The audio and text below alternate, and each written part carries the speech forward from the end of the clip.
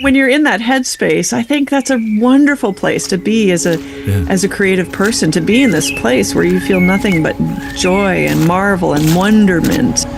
Forgive me if I'm wrong about this, and I'm wrong, as you know, about many things.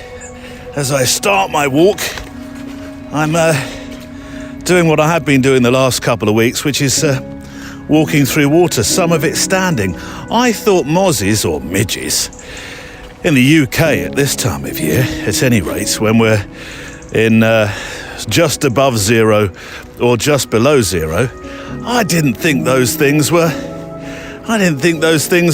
made or suited to live in this sort of temperature. It appears they do. We've got hardy midges, so we have. Still walking through this part of the path. It's a path I regularly take. I'm at Brimpton today. I know that one, Neil. You're there quite regularly. I am at the moment. Reason being that the river, as you know, is, well, it's almost impossible to walk alongside. It's the level has come way up, and certainly the locks for the barges to go through. I think it's pretty much. I don't think you could navigate through it at the moment.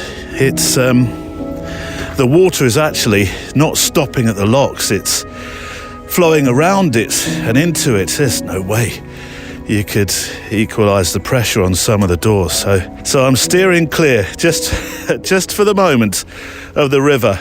I'm letting the floods subside, if indeed they will, because I'm looking out across the fields from here. I can see, well, that field here. Look in front of you there. Can you see it? No, that one. No. That's it. It's that's pretty flooded. Once where cattle were grazing, they're certainly not at the moment. I'm very excited because this time next week, if you're listening to this on the day it was released, I'll be boarding a plane. In fact, I'll be on my way to the airport, I think, because I'm on my way for the adventure. Look, a midge has just it's gone in my ear. Go on, clear off. I'll be on my way to the adventure that is the African retreat, the West African retreat. I'm going a few days ahead of those joining us, those photo walkers and extra milers joining us. I'm going to spend a few days walking myself in West Africa with Jason Florio, who's one of the guides, and Andy as well, who's lives on the ground there, as it were, getting ready for our adventurers to arrive. We've started the year in adventurous spirit, have we not? Michelle Valberg last week with extraordinary wildlife photographic expeditions, and this week Jill Heinerth, who photographs wildlife too, but the kind of wildlife that's in our oceans and our rivers and beneath our feet in some cases. I'd like you to imagine this, if you will, at the start of today's show. An iceberg. Close your eyes. No, don't close your eyes if you're driving. Oh, you should be walking. Stop. Close your eyes. An iceberg the size of Jamaica. So there's your reference point for scale. This is a huge iceberg that's broken away from the Ross Ice Shelf, which is the largest ice shelf of Antarctica. Well, it would need to be to have an iceberg that size that could break from it. So you get an idea of the size. But what do you think is inside the iceberg? Because I've always imagined an iceberg is really just like some kind of solid mass of ice. Today's guest, Jill Heinerth, is a Canadian cave diver, an underwater explorer, a writer, a photographer and filmmaker. And she talks today about what is inside an iceberg, because she has seen at first hand. The hand actually is particularly important in the sentence for reasons that will become as clear as glacial water around a berg later on. But I don't want to do too much of a spoiler. I think you'll find today a whole new level or depth if I can use a pun. And believe you me, it was very hard not to do local television news puns throughout our conversation today. You'll find a whole new deep depth of respect for those who dive with a camera for a living, because this is in every way, shape and small cave form. This is the story of somebody who photographs in places, so I would hazard a guess, would scare the living f-stops out of 99.999999% of people on this planet. It's also the story of somebody who sees beauty in an entirely different world. And if it really is true that we know less about our oceans than what's in, well, near and deep space, then my guest today finds herself in the rather enviable position of seeing things most of us could only ever invent in our wildest imaginations. So welcome along as we make our Photowalk, a show where we walk and make pictures, photographically sketchbooking our time together each week, enjoying the letters and inspirational stories that you've sent in, and listening back to special studio conversations with guests from around the world.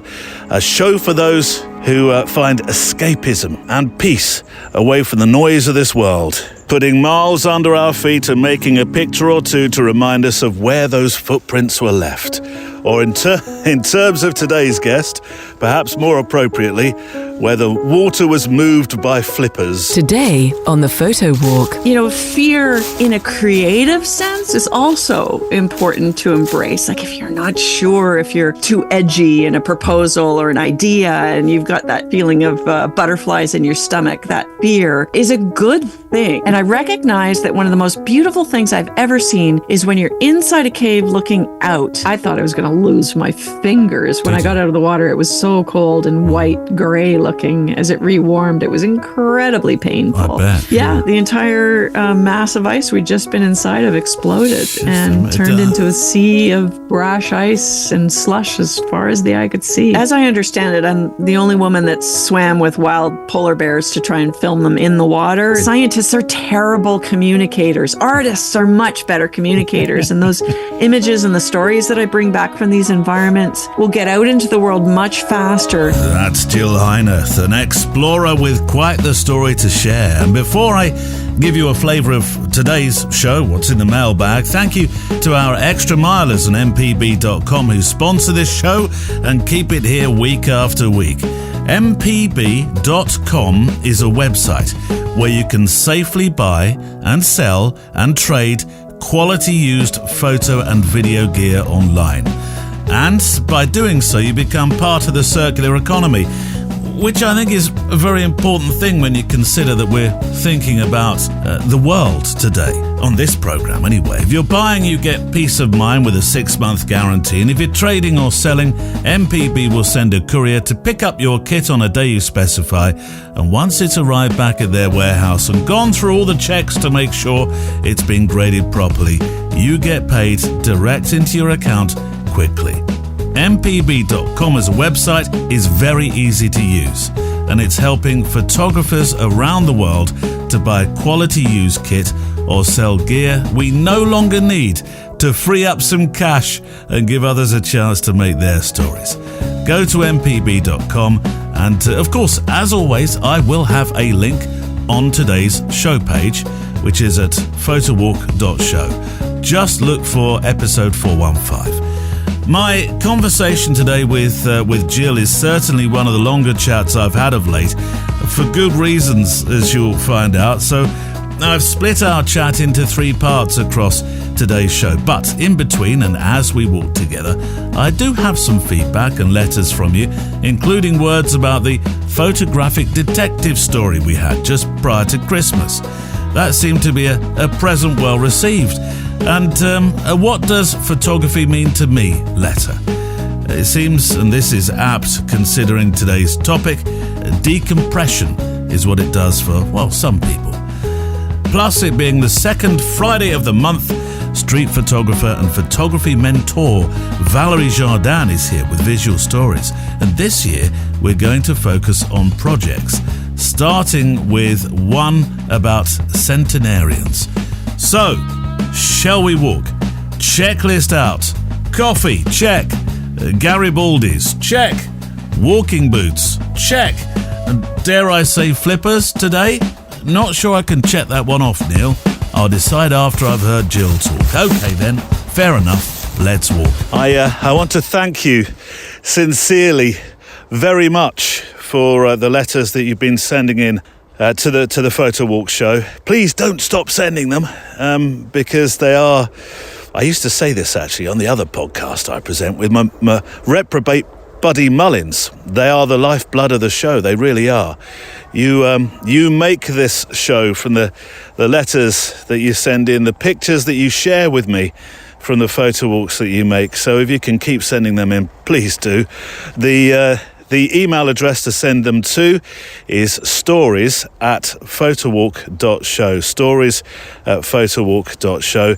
If you're sending pictures in, then if you can optimize them and make them 2,500 pixels wide, fantastic. Thank you very much. If not, will you do the heavy lifting, Neil? I will indeed. I'll do the heavy lifting and resize them for you so they fit on the show page. Please don't watermark them or put borders around them, etc. I'll be sure though to make reference to your Instas, your Flickrs, X or whatever you use, your website, if you make sure to send me appropriate links. I also keep my beady eyes on the kind comments you leave on the show pages, because that's a form of a letter too. So thank you very much for those. And feedback to episode 413 just prior to Christmas, the one called A Beautiful Detective Story. It's a wonderful story, this one. The feedback's been great. This was the programme where Tony Lorenzo bought 5 old photographs in a London market where he was when he was studying for an arts degree. Now, 2 of the pictures, and I don't think he really knew right at the start. I think he just went through this box of pictures and chose those that he thought, oh, that's nostalgically very pleasing to the eye. But 2 of them turned out to be family pictures, and they featured a little girl from the 1930s called June, and this became really a detective search to try and find that girl who became a woman, to find out her story, which along the way uncovers, well, there's all sorts of interesting twists in the programme. From Michael Mixon, one image that really struck me from your conversation with Tony was all of those photos sold in an estate sale being first distributed across 4 different shops and then being dispersed throughout the multitude of tourists walking through those shops and casually purchasing a few here and there. And I couldn't help but think of the process of pollination and how that can result in seeds ending up in places far away from the original flower. And more importantly for this story, can land in very different types of soil. Some hospitable and some not. I suspect that the vast majority of June's photographic pollen ended up in dark boxes and drawers where they languish, perhaps to this day. But those 2 initial photos that wound up in Tony's hands hit the soil jackpot, resulting in June's life sprouting anew for hundreds and thousands of people who otherwise would not have known her. Such a great story. Thank you for sharing it. And Tony, thank you for finding it. And I will echo that. From Chuck Nagy. Wow, what a truly epic episode. I started it yesterday on my trip home to Toledo from Cleveland, Ohio, and finished this morning en route to my job in Detroit. I love buying old photographs.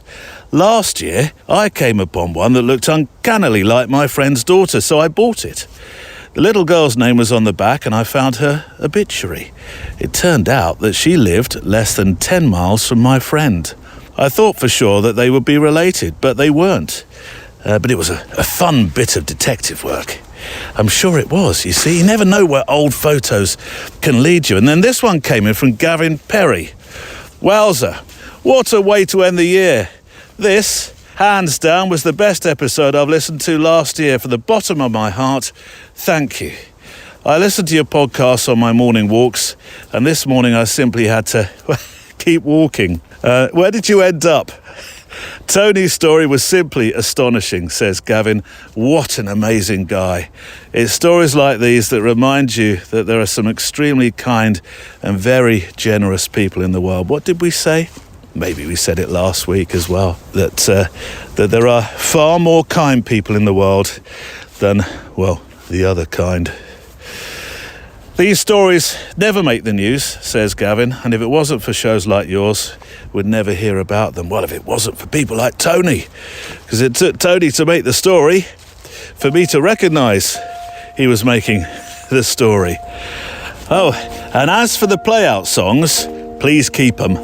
I'm going to start a Photowalk playlist. Oh, this episode's song was absolutely beautiful. Well, Gavin, very, very kind words indeed. It was a lot of fun to record that episode, an absolute privilege to meet Tony. It really was. You're right, we do need more Tonys, or at least we need to hear more about them. We need a Laura Lorenzo, as dear Cilla Black might once have said. It's easy to sometimes forget that, as I say, there are more good people in the world than otherwise. And I do agree with you. I think this was that kind of story that really, really brought that home. But in terms of the play-out song, thank you. We are keeping them, as I mentioned last week. And as for a Photowalk playlist, last year, quite early on in the year, I did suggest we would have a Walking Songs special in the Extra Mile, Gavin. So, well, I will make it this year because it's written now on a piece of paper, so it is.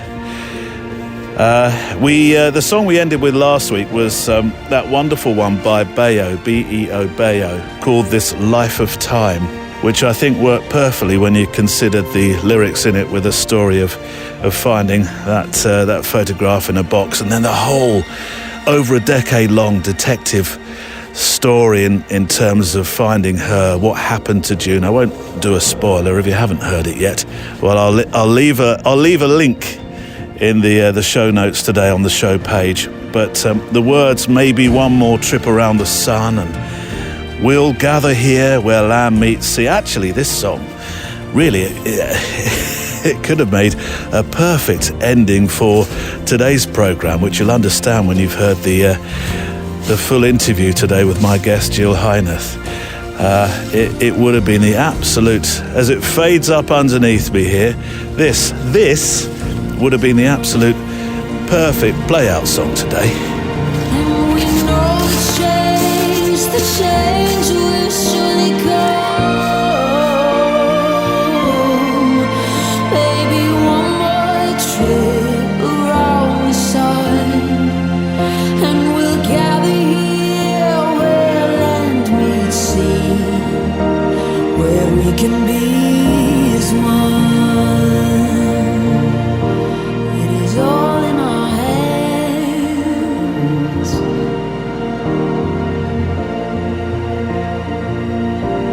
This life of time, it can be, it's all in our hands. It is all in our hands.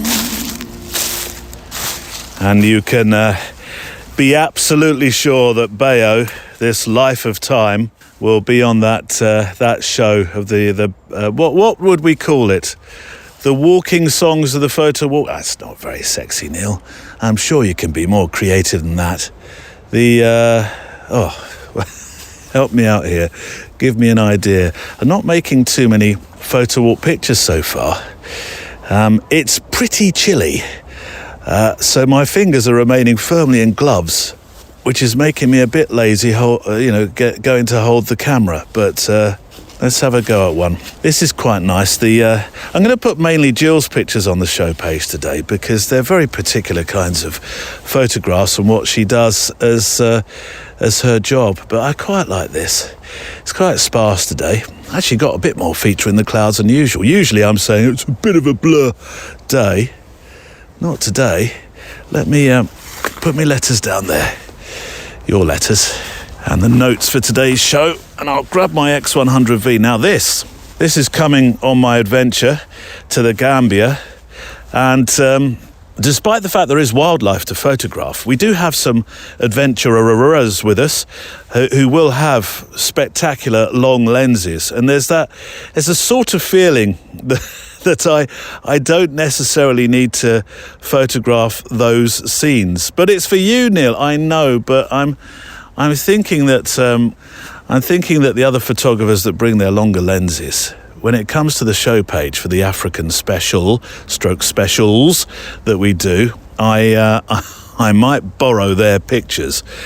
But I'm definitely taking my X100V.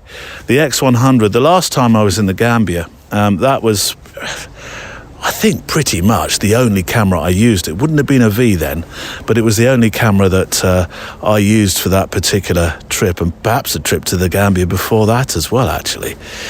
But let me get a picture of, I'm on my 100V.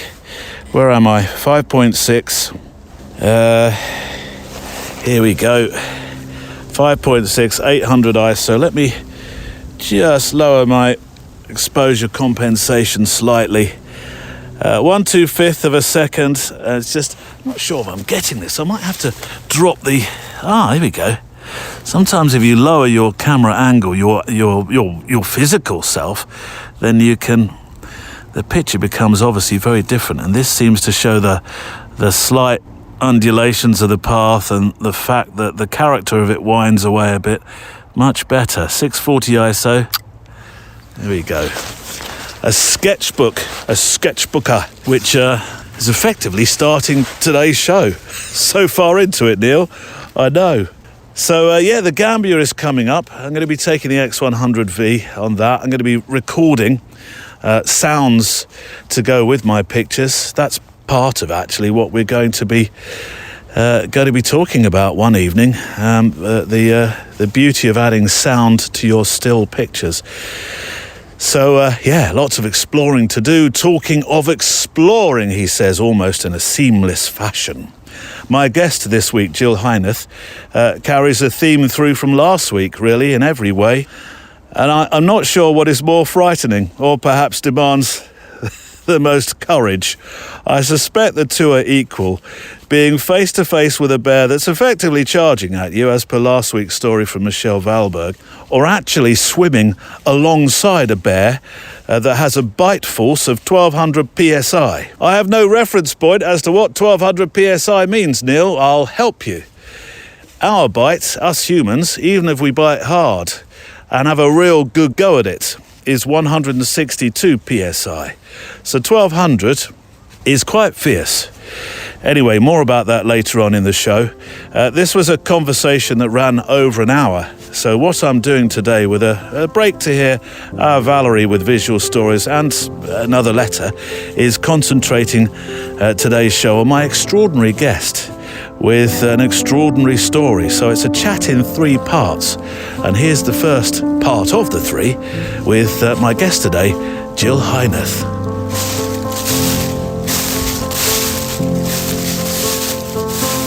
Jill, I've researched and written many interviews in my career, not just for this podcast, but in radio as well. I've never written 5 pages of questions.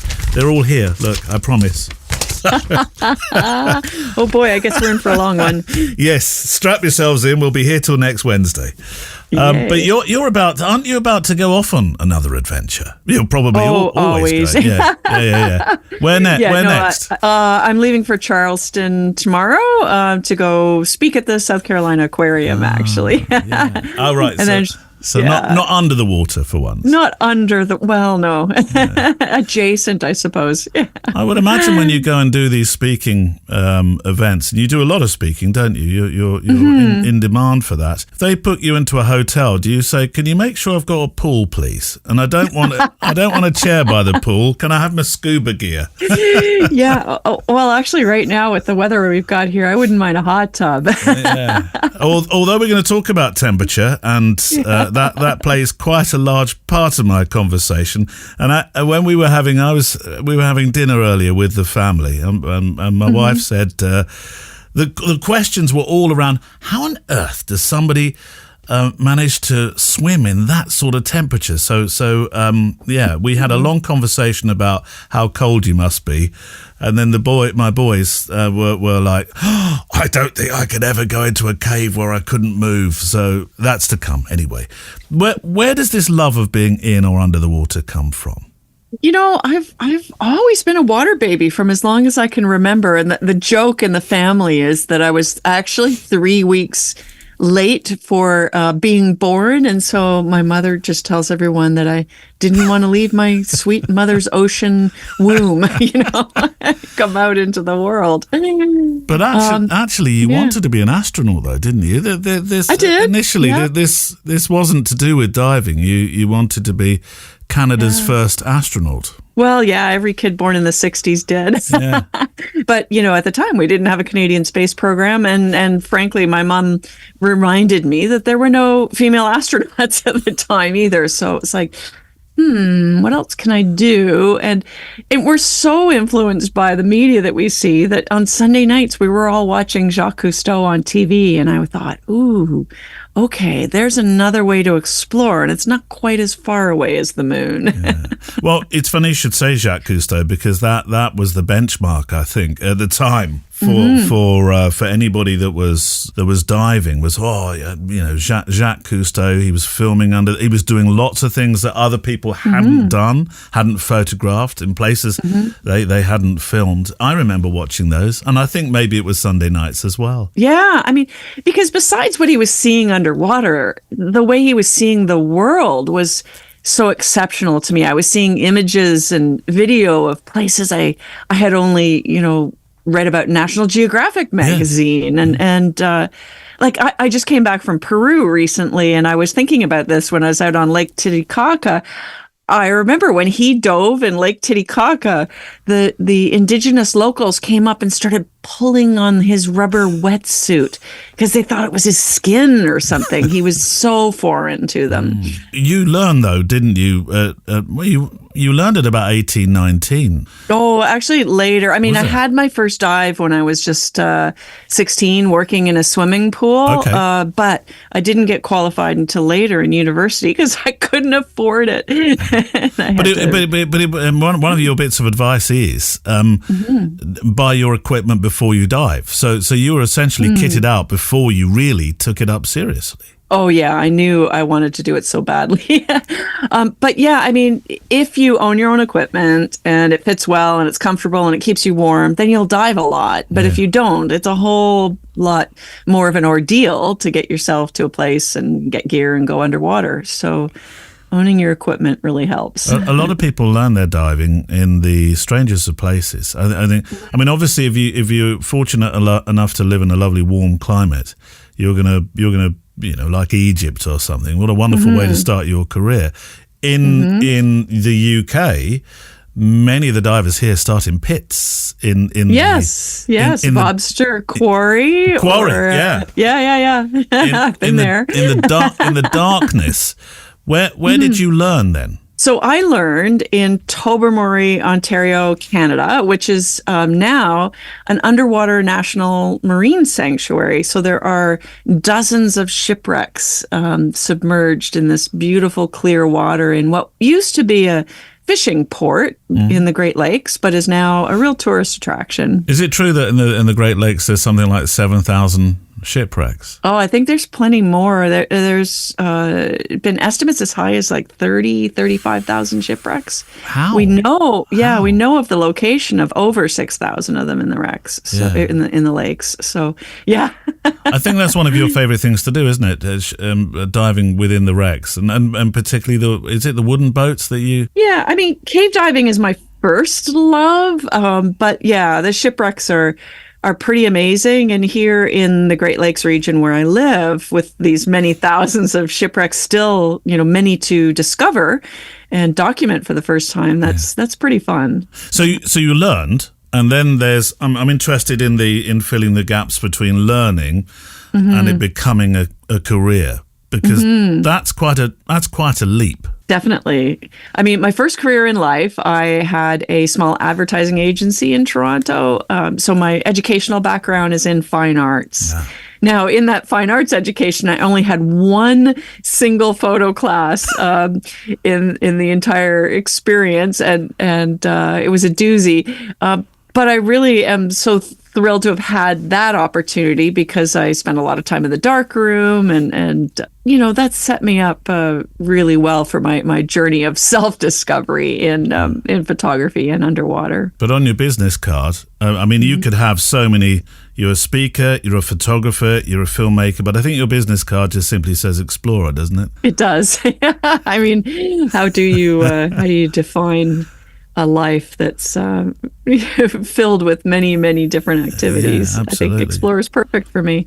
I didn't realize Canada has more coastline than any other country. Yep, 243,000 kilometers of coastline. Yeah. And we have more lakes and rivers than any other country. 8% of our land surface is covered with lakes and rivers. So in terms of diving and learning to dive, I mean, there's me talking about learning in, I don't know, Maldives or Egypt. It's actually, it's probably rich with a very strong diving industry. Yeah, it's still not that many people, and especially not too many that dive in Canada, although the opportunities are truly endless. I've had a chance to dive in every province and every territory of Canada, and there's something to offer wherever you go. And if I had only one country to dive in for the rest of my life, I would stay right here in Canada because there's so much variety, from the freshwater of the Great Lakes to the stunning things to see in the north underneath the sea ice. We have wrecks on the East Coast from World War II and just incredible marine life on the West Coast. So much to do. Describe for me when we're going to come to cave diving, because I know that is your first love. But describe for me a bit more about the wrecks and wreck diving. Now, I'm, as you're about to find out later on in this conversation, I have a very, very small experience of scuba diving, but I've done it. I've been there. Yep. I certainly wouldn't hold out my card to show you. You wouldn't be very impressed. But when it came to choosing the dives that we were going to do, I shied away from anything that had anything to do with me going inside something, which is where we start to introduce caves, really. But going inside a wreck, I mean, it's you're not claustrophobic at all, are you? I'm not. And you might be surprised to learn that we spend most of our time outside of wrecks looking at them. In the Great Lakes, we've got these beautiful, well-preserved wooden shipwrecks that are, 150 to 200 years old, most of them. And even this past summer, I was documenting one that had never been photographed before. But if you go out to like the East Coast, for instance, in Newfoundland, we dive on shipwrecks that were sunk in World War II by German U-boats. And the outside of the wrecks is so colorful and so incredibly beautiful that we spend very little time going inside those wrecks and more time kind of looking at the artificial reef. But the history behind a wreck, the cultural stories are really a big part of what attracts myself and others to wreck dive. It's the stories. Are you building those when you go to do a wreck dive? Then are you building that as a? Oh, I get the advantage now. Jill is showing me some pictures, which I know that doesn't work in radio or podcast, but it works for me, and I can describe it. Well, my word, look at those colours. Purples, oranges. Yeah, so that's what the outside of a shipwreck looks like. That is in Canada. That's a defensive deck gun on a shipwreck. So, most people think of guns and they think of, salvos of artillery, firing out of the end of the, but what you and I are looking at right here is like the barrel of a gun that actually has like bouquets of colorful anemones growing out of it. Yeah. So, it's the outside's pretty beautiful too. It is, isn't it? Oh, that's amazing. Fear is something that you say is very healthy. Mm-hmm. It's important. Yeah. I suppose it keeps you on your A game, doesn't it? Yeah, I mean, fear for me is all about risk assessment. I have to think about all the things that might kill me today and figure out how to mitigate those risks. But even, fear in a creative sense is also important to embrace. Like if you're not sure, if you're, too edgy in a proposal or an idea, and you've got that feeling of butterflies in your stomach, that fear, is a good thing because it's a driver for discovery. It means that you're probably doing something new for you, maybe even new for humanity. And if we choose to chase that fear and engage it rather than run from it, then that's when we have the opportunity to do, things that are new and fresh, discoveries. I would imagine that must take up quite a lot of your talks. I've seen a few of your talks, and it does embrace this idea that fear is important. We talk a lot on this program about imposter syndrome, and that's a form of fear. I would imagine that when you look out to your audience, their faces, their eyes must be wide open when you tell them some of the things that you've done. Oh, yeah, absolutely. In fact, the number one question is, aren't you afraid? And I say, yes, of course. It means that I respect the risks that I'm taking. Yeah. I'm not fearless, as many people might think. I actually try to find the best way to do things as safely as possible. And, so much of what I do is just really advanced problem solving and risk assessment. What do your family think of it? I know you've got I know does your husband dive? No, my husband is qualified to dive, but it's not his thing. Right. It terrifies my whole family. And those risk choices that I make, I have to keep them in mind too, especially my husband, and make the best choices I can. But none of them can understand why I do this. So that gap then. So you were in the design company, and that was your first experience of the creative industry. When does the whole thing become one? Come together? Yeah, I sold the business because I knew that I wanted to find a way to be creative underwater. But at the time, it wasn't like I couldn't even fathom people that were doing what I wanted to do. So I sold everything, sold the business, sold my stuff, and I moved to the Cayman Islands to live for a few years to improve my skills in underwater photography and practice and find a way to create a career. But back in those days, pre-internet, it meant that I was printing photos, mailing them out to publishers and asking, will you take my story? And waiting months and months and months for rejection letters. Slow progress to start with then. Oh, absolutely. But, at the time I'm like, well, how can I make money being an underwater career professional? What am I going to do?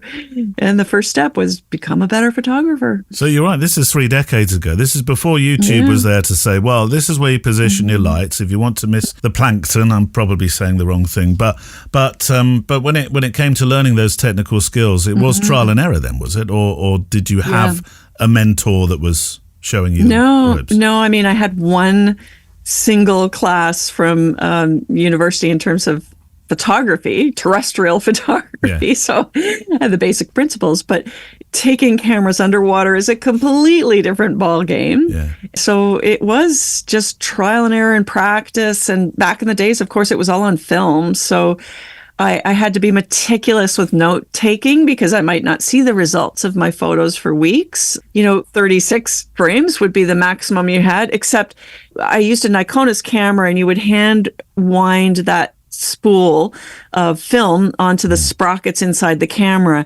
And you're supposed to take a nice long tail and wind it. So that it was surely engaged, so that when you wound to take the next picture, you were really moving the film. But we would always try and squeeze a couple of extra frames out of things. So we would wind as little of that tail as possible. Yeah. But on a couple of occasions, I would get to the end of 36. Okay, 37. I got an extra. Ooh, 38. Bonus. And then I would wind it again, 39. And it's like, that means it never wound. So I didn't take any pictures at all at times. You can't change a film underwater, can you? There is no way of doing it. Before, I mean, when you said it was a particular camera, what was it? It was a specialist camera? Nikonos. So by Nikon, they built a series of underwater cameras that were quite exciting and some beautiful purpose-built lenses for those cameras. Yeah. The very first version was called the Calypso, and then after that, they were numbered like Nikonos 3, Nikonos 4, 4A, 5, etc.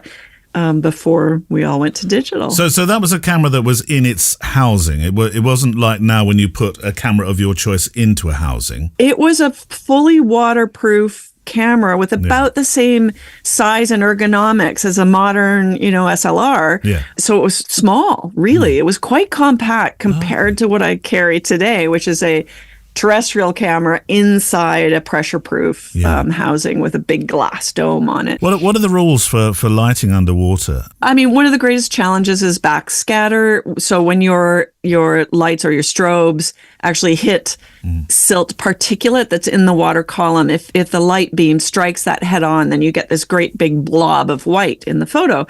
So yeah, you have to kind of play with the angle of the lights so that you're not hitting that silt head on, because there's silt in even the clearest water. So even really what you think are great conditions can be ruined if you're angled improperly.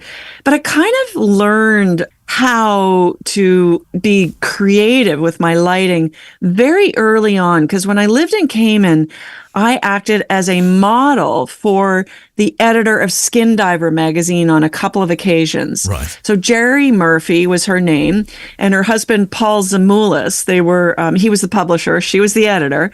They would come down, stay at the resort, and Jerry operated the camera, but Paul operated the lighting. So she had strobes on these long curlicue cable extensions, and Paul did the lighting. And that's when I realized how you could be creative by getting the lighting away from the camera, as far as possible away from the camera, to minimize that backscatter, but to also do some really creative things with lights.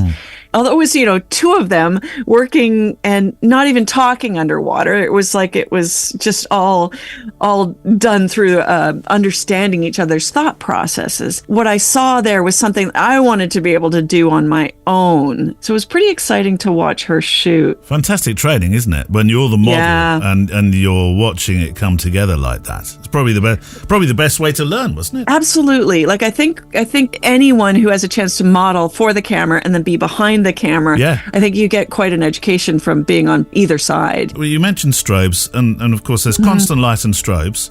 And these days a lot more constant light is used by many photographers.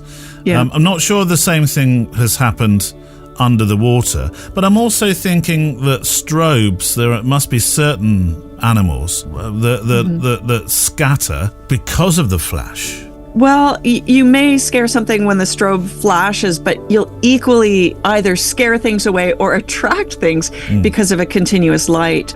For instance, if I go on a night dive and I use a continuous light, then every single minnow, every bait fish in the ocean will be swarming me to the point where they're in the way of my shots. So I've had to come up with some really creative solutions. Like I've realized at one point that fish didn't seem to see red light underwater. And so I went to an auto body shop and I took like the little red, brake light reflectors kind of things. And I put those over my underwater lights so that I could swim around in the dark with just a bit of red light, find what I wanted to shoot, but keep all those minnows at bay. There must be a Jill Heinerth sort of selection of stuff that you've made from car junkyards and stuff. Oh, I'm always like re-engineering things from stuff in dumpsters. And Jill Heinerth returns for part 2 of our 3 parts of my conversation today with her. And the second part starts with, we quite literally dive into caves, which, caves when dry can be fearsome for me. I've been in a few caves. I've never done potholing. Potholing. I'm not sure I'd have the nerves built of enough steel to do that, but caving underwater, well now, that brings a whole new level of nerves required of steel and anything that wouldn't rust underwater, because some of the tight spots that Jill gets herself in, and I mean this metaphorically in terms of some of the missions she's you call them missions, the dives that she's been on, and look, later on, you will hear. You can decide for yourself, but I know you're going to be saying, my word, that Jill, she is fearsome. Right. I think of the Friday Photowalk edition here as a safe, thought-empowering community. Well, as much as it is a podcast, really, From shared photographic ideas that we have and projects to conversations with those who make the pictures, like our Jill, to mental well-being, the mindfulness that is so often reflected in the wonderful, wonderful letters that you send in. This community celebrates those stories and the moments, large or small, and the feelings of those who take the time to write and teach through your letters to the show. Photography is, I've always said, it's more than just a swipe and a like. It's a community of similarly spirited, creative people for whom holding a camera brings a feeling of connectedness with the world. I truly do believe that. I really do. I'm being buzzed by that plane today. Same happened last week. You weren't out about half an hour ago, were you? No. Oh, it must be fantastic to be up there, though. Hey? Surveying the world. So, well, with those thoughts in mind, not the surveying the world bit, I'd like you to join me in Scotland this year on a retreat. Because the first week sold out so very quickly, I've taken the steps to be bold and open up a second week. We'll travel again to Inverness to stay on a working soft fruit farm with access to its own shop selling homegrown and local produce. I'm telling you, you cannot go in that shop without being deeply attracted to the wonderful things that they sell in there. I tell you what, I've come back with, that's two I tell you what's, isn't it? Probably. It's cold, I'm not doing a tally. With so much honeycomb. I'm normally a Marmite peanut butter man, but that kind of honey. Anyway, I've got lost now. Where were we? Oh yes, within reach of the most historic landscapes and towns and cities. Wonderful Loch Marie, which we photographed last year. The Scottish Photowalk Retreat celebrates the feeling of our podcast. It really does.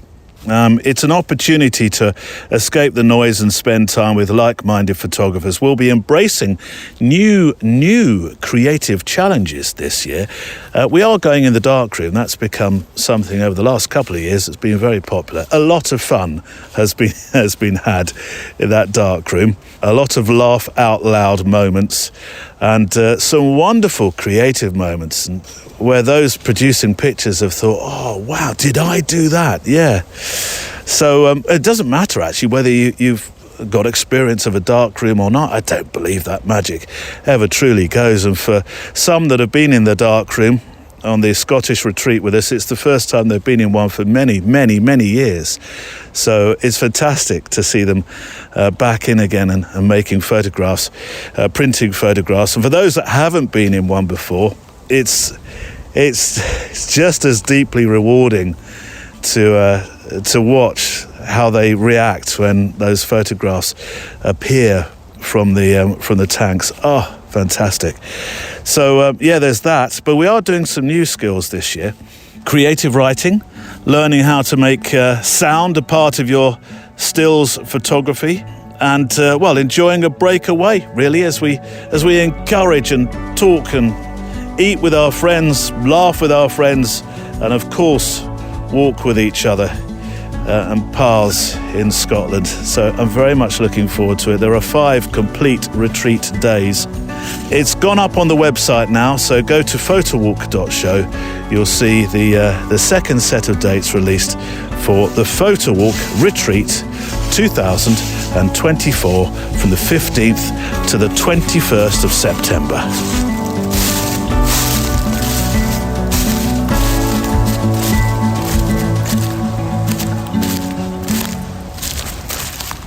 Ooh, the wind's getting up. I recorded a photo walk at the weekend with my friend Giles Penfound. You know Giles. Oh, I know Giles. And we went up onto Watership Down. We've talked about Watership Down before. I think it's well over... water to jump over. It's well over... It's got to be well over a year since we last went to Watership Down, you and I together. I'm sure it is. So, yeah, but it was a chilly day, It was brisk. You'll hear it actually in the first of, maybe the first or the second recording I made with Giles. We turned a sort of corner of a field and whoosh, you can hear the wind. I've protected it best I can from the microphone, but there were moments where, to my best endeavours, I couldn't stop it howling around just a bit. But a fascinating chat with my friend Giles.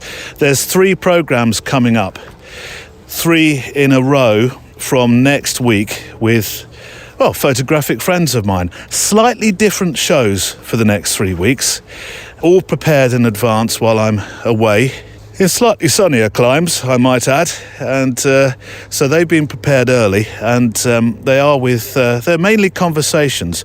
No letters over, I don't think so, maybe some next week, but no letters certainly on the second and third of the weeks, because they're recorded in person, not across Zoom.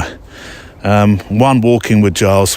And as I talk at the moment, if you're listening to this on the day it was intended when it came out, I shall be travelling to record an interview. I don't think I've actually recorded an interview in terms of, well, the fashion I plan to do it with my friend Kevin Mullins, who's a great social photographer in the UK. You know Kev.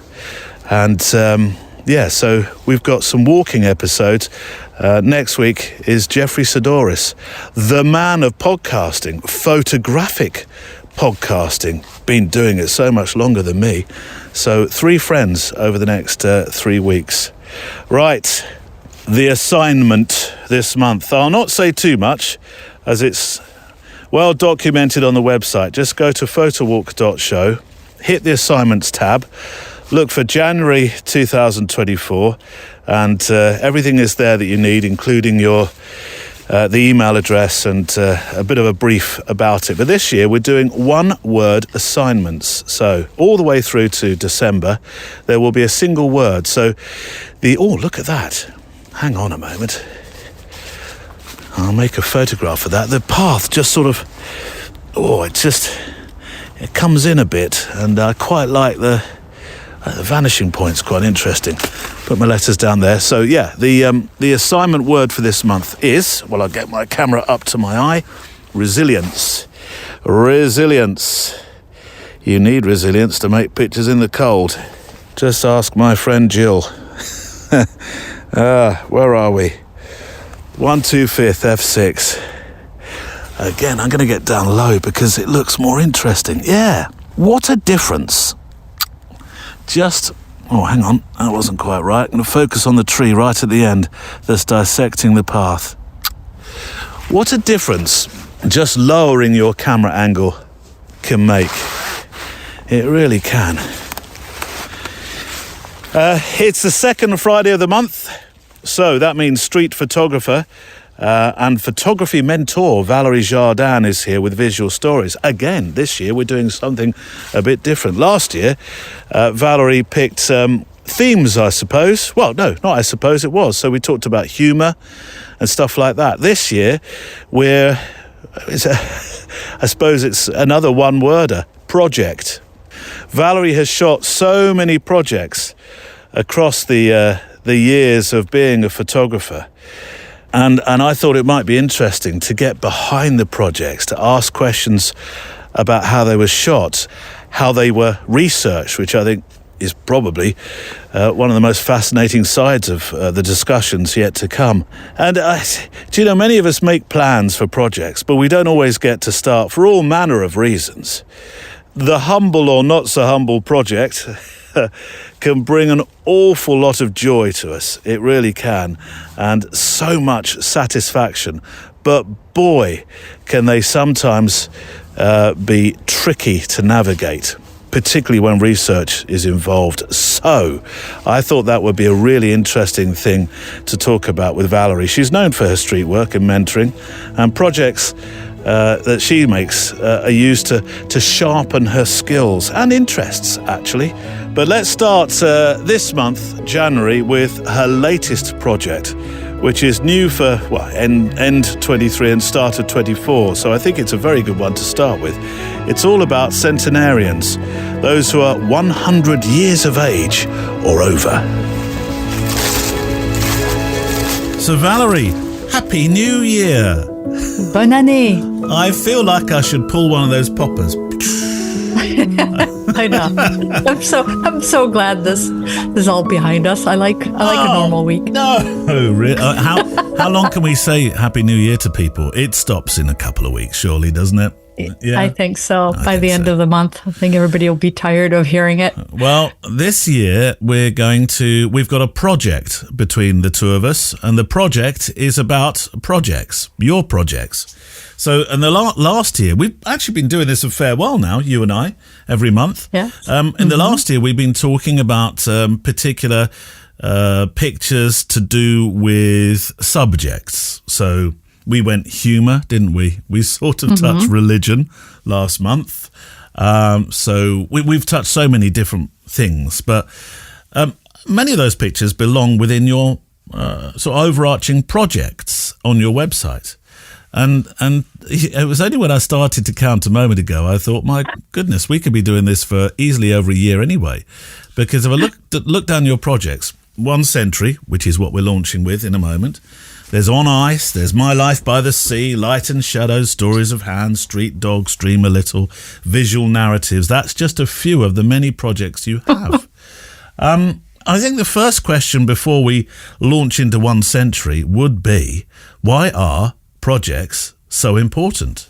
Well, first of all, sometimes you look for the project, but most often the project finds you. And I think it keeps you focused. I think as a street photographer, you have, especially for me as an educator, and I travel a lot, between my workshops or when I'm on vacation, I feel a little lost not having the structure of leading a small group of people and teaching and pointing this and that and sharing my vision with them. And so for me, having a project, it's kind of the accountability a little bit. Like I need to produce some work, and it needs to be of good enough quality to actually publish it into a project. And it's different for different people. Some people need a project like a 365 or a 52 just to keep shooting every day. Yeah. I'm not big on that. I like the flexibility.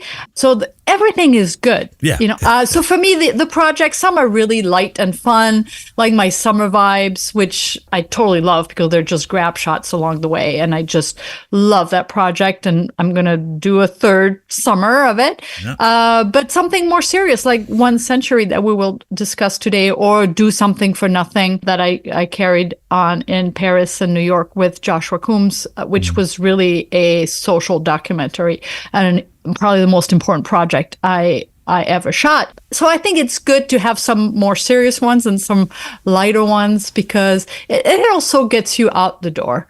Portraits of centenarians and the activities that bring them joy. It's a great project, and I know this is just starting now, so our conversation today is at the start of a project, which I think is great, because it's start of a new year, start of a project, fantastic, good timing. But where did the idea come from? Well, different things. A year ago, my aunt turned 90, and I thought, that would be really cool to document her daily life because she's so independent, drives and everything. And then I realized, like, okay, well, if I do that, start of a project will be 90 and up. And yes, that was appealing because any age is beautiful. And she certainly is, I want to be her when I'm her age. And so then I started to think about, I'm from Normandy, so I started to think about the big 80th anniversary of the landing and realizing how few World War II veterans there were. And that if I wanted to include them in a project, I would have to look at centenarians. And then I figured, well, let's just go big or go home.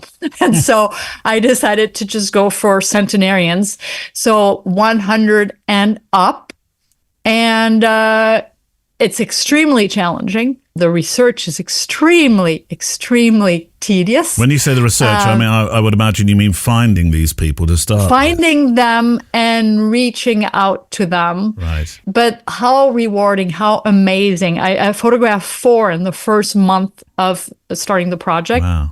I have several that are lined up. Then again, you don't want to line them up 6 months in advance either, because you never know. They're at that age where they actually count month. I just met one who is 103 and a half. And the half stuff really matters when you're 103. But it's not about just taking portraits of them. It's about photographing them doing their favorite activity. So it started really strong and it started really easy when I met a 102-year-old woman who swims every day for an hour. She lives on her own. This is Elaine Anderson. Elaine, yes, 102. Beautiful, beautiful woman. And first I met her in her apartment and did just window portraits of her, which they are also in the selection. And I'm like, well, that's going to get boring quick, just photographing people by window light, because the whole project is done with the X100. There's no light or anything. It's no flash. Only available light. And only that's really, oh, no flash, nothing. So it's really, really in my limitations. It's as if I was doing street photography, except that it's in a contained area, basically with a willing subject. But I don't ask them to do anything, or it's just them being themselves. I'm a fly on the wall, basically. So when I first met Elaine, I met at her apartment, and she had just had her hair done, and she was so, she was going to be photographed, and she was so excited. As we were talking, I found out that, this afternoon I'm going to really have to be careful with my hair because I'm going to the pool. I said, you go to the pool often? I said, every afternoon at 3:00. I'm like, could I come back for that? And so I didn't want to take too much of her time the first day. So I stayed maybe 30 minutes, 40 minutes, did a few pictures, but mostly we talk. I mean, they love the interaction. They love to talk about their life. And then I tried to get a hold of her. Granted, she's got probably the latest iPhone. It looked like it was a newer version than mine anyhow. You're still on the one, I think, aren't you? It's just crazy. She said, do you want a text? Do you want my home phone? Do you want my cell phone number? I'm like, okay, I'm talking to a 102-year-old woman here. And who's got a better iPhone than you. Exactly. And probably, sometime probably a more exciting social life because they're never home. I mean, it's like I have to change my schedule to accommodate the centenarian schedule.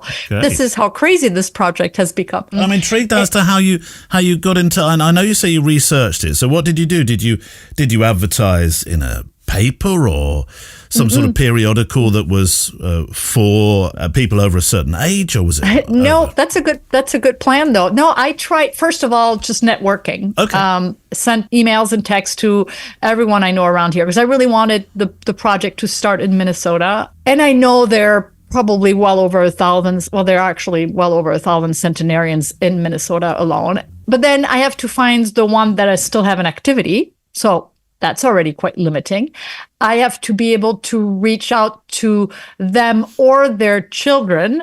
So a lot of time they have birthdays that make the local newspaper or something like that. So then I research, I find those articles, I reach out to whoever wrote that article, and then ask them to possibly forward my request to the family. Right. And then it's like so many steps. Speaking to photographers that do research their projects and research them in the fashion, the manner, and the detail that you're clearly having to employ here while you're preparing your project to the centenarians. But you have to start from somewhere. And so many photographers say to me, it's that first step that makes all the difference. It's the first one. If the first one is okay, then I feel emboldened to reach out to others. The first one was super easy, and I started strong, and I'm glad because it would have been really discouraging really early on otherwise.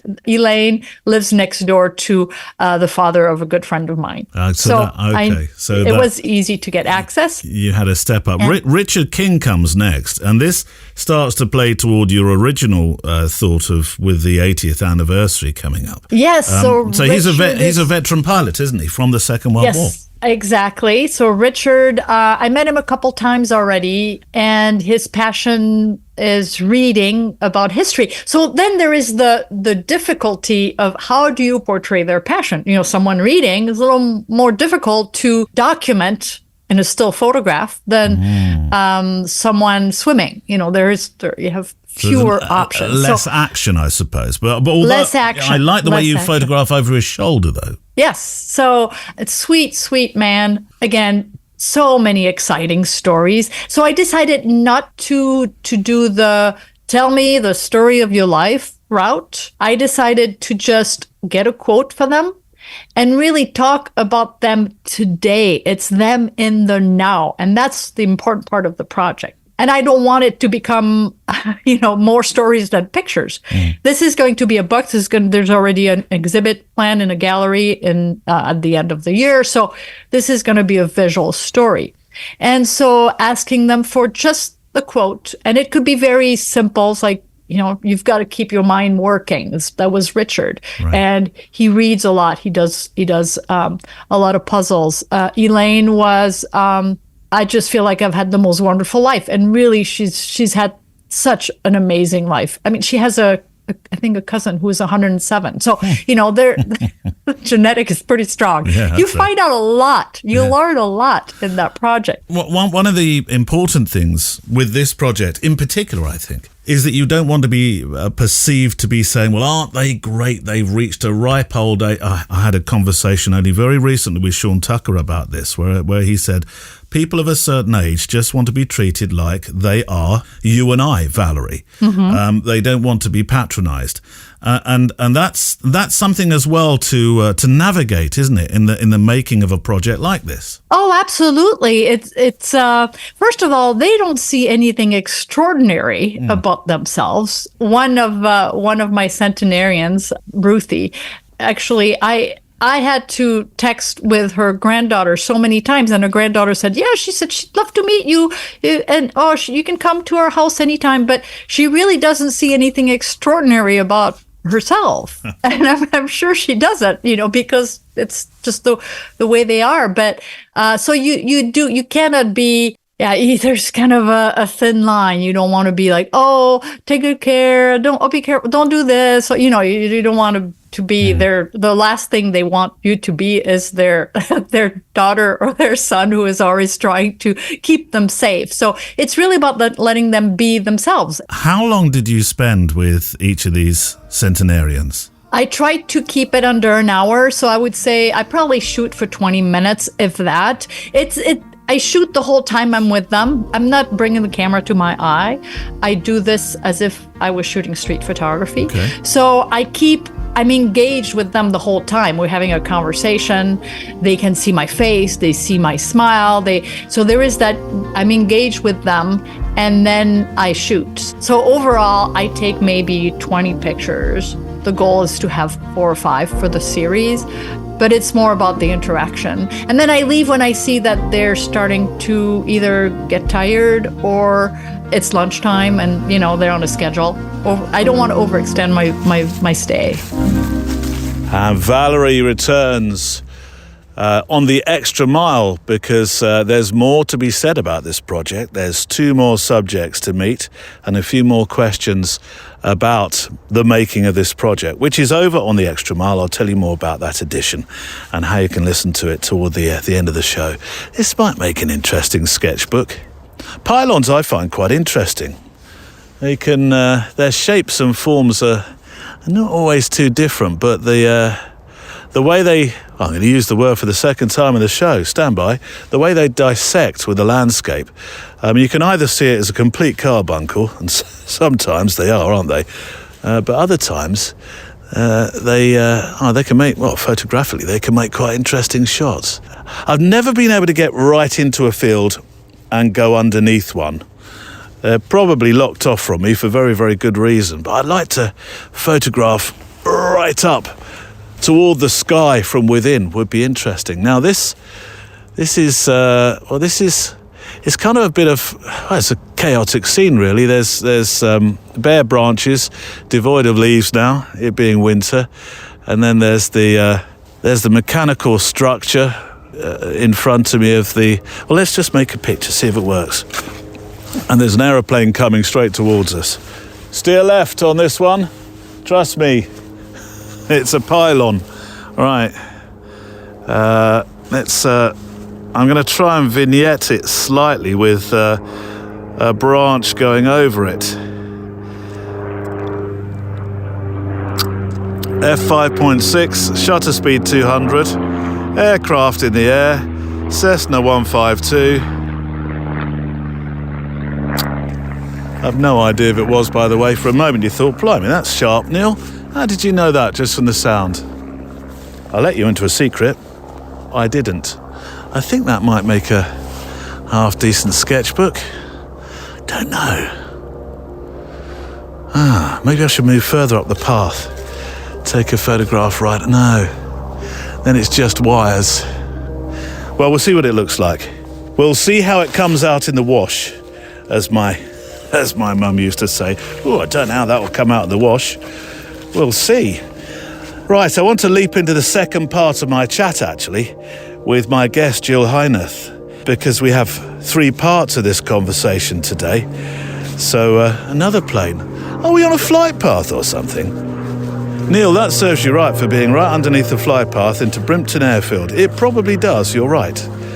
I'll walk this way, a bit more sharply. Second part of my conversation then with my guest, Jill Heinerth. This is where, for me, I have to hide behind the sofa, because we're going to start by talking about something that honestly put the f-stops up me. It really did. We'll start by talking about cave diving.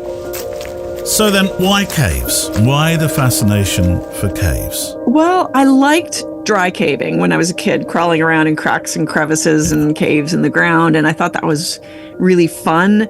And so very early on, like on my 4th dive, which this was a bit of a stretch in terms of safety, but my instructor took me into a small cave environment.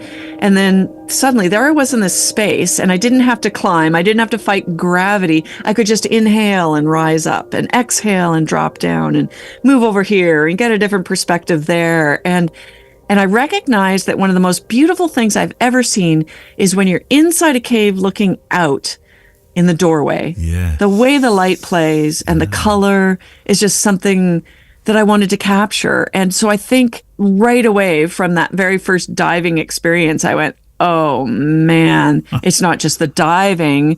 It's that I'm seeing things I've never seen before. I'm seeing things that I've never seen anyone capture before. This is my chance to be an explorer. This sounds like a dance. I mean, the way you've described it there, you exhale to what? Were you exhale to rise? Did you say? And was it? So when you inhale, your body becomes larger, and so you float more. Right. And when you exhale and you shrink, then you descend. And so that is how we position ourselves as photographers. We're using breath control in order to position ourselves in the water column, because we don't want to kneel on the bottom or touch underwater life that could be damaged, because damage to marine life is inexcusable. And any photographer that would, kill something in order to get the shot, it's just completely unacceptable. So yeah, we have to have very good diving skills and trim in terms of our body, in terms of buoyancy, because if my camera makes me too front heavy, then I'm going to do a nosedive into the silt. So I have to constantly be maneuvering myself with breath control, tiny little thin kicks to hold position in the current. And the same thing for a model. Being an underwater model, it's quite difficult to hold your position where the photographer wants you. Yeah. So this is, it's a very gentle way, isn't it? Mm-hmm. There's almost a catharsism involved in. I would imagine that for you, with all your diving experience, this becomes something where you can truly relax in a way that you probably don't when you're above the surface. Yeah, it's sort of like Zen meditation, but at other times it's more like a bar fight. Right.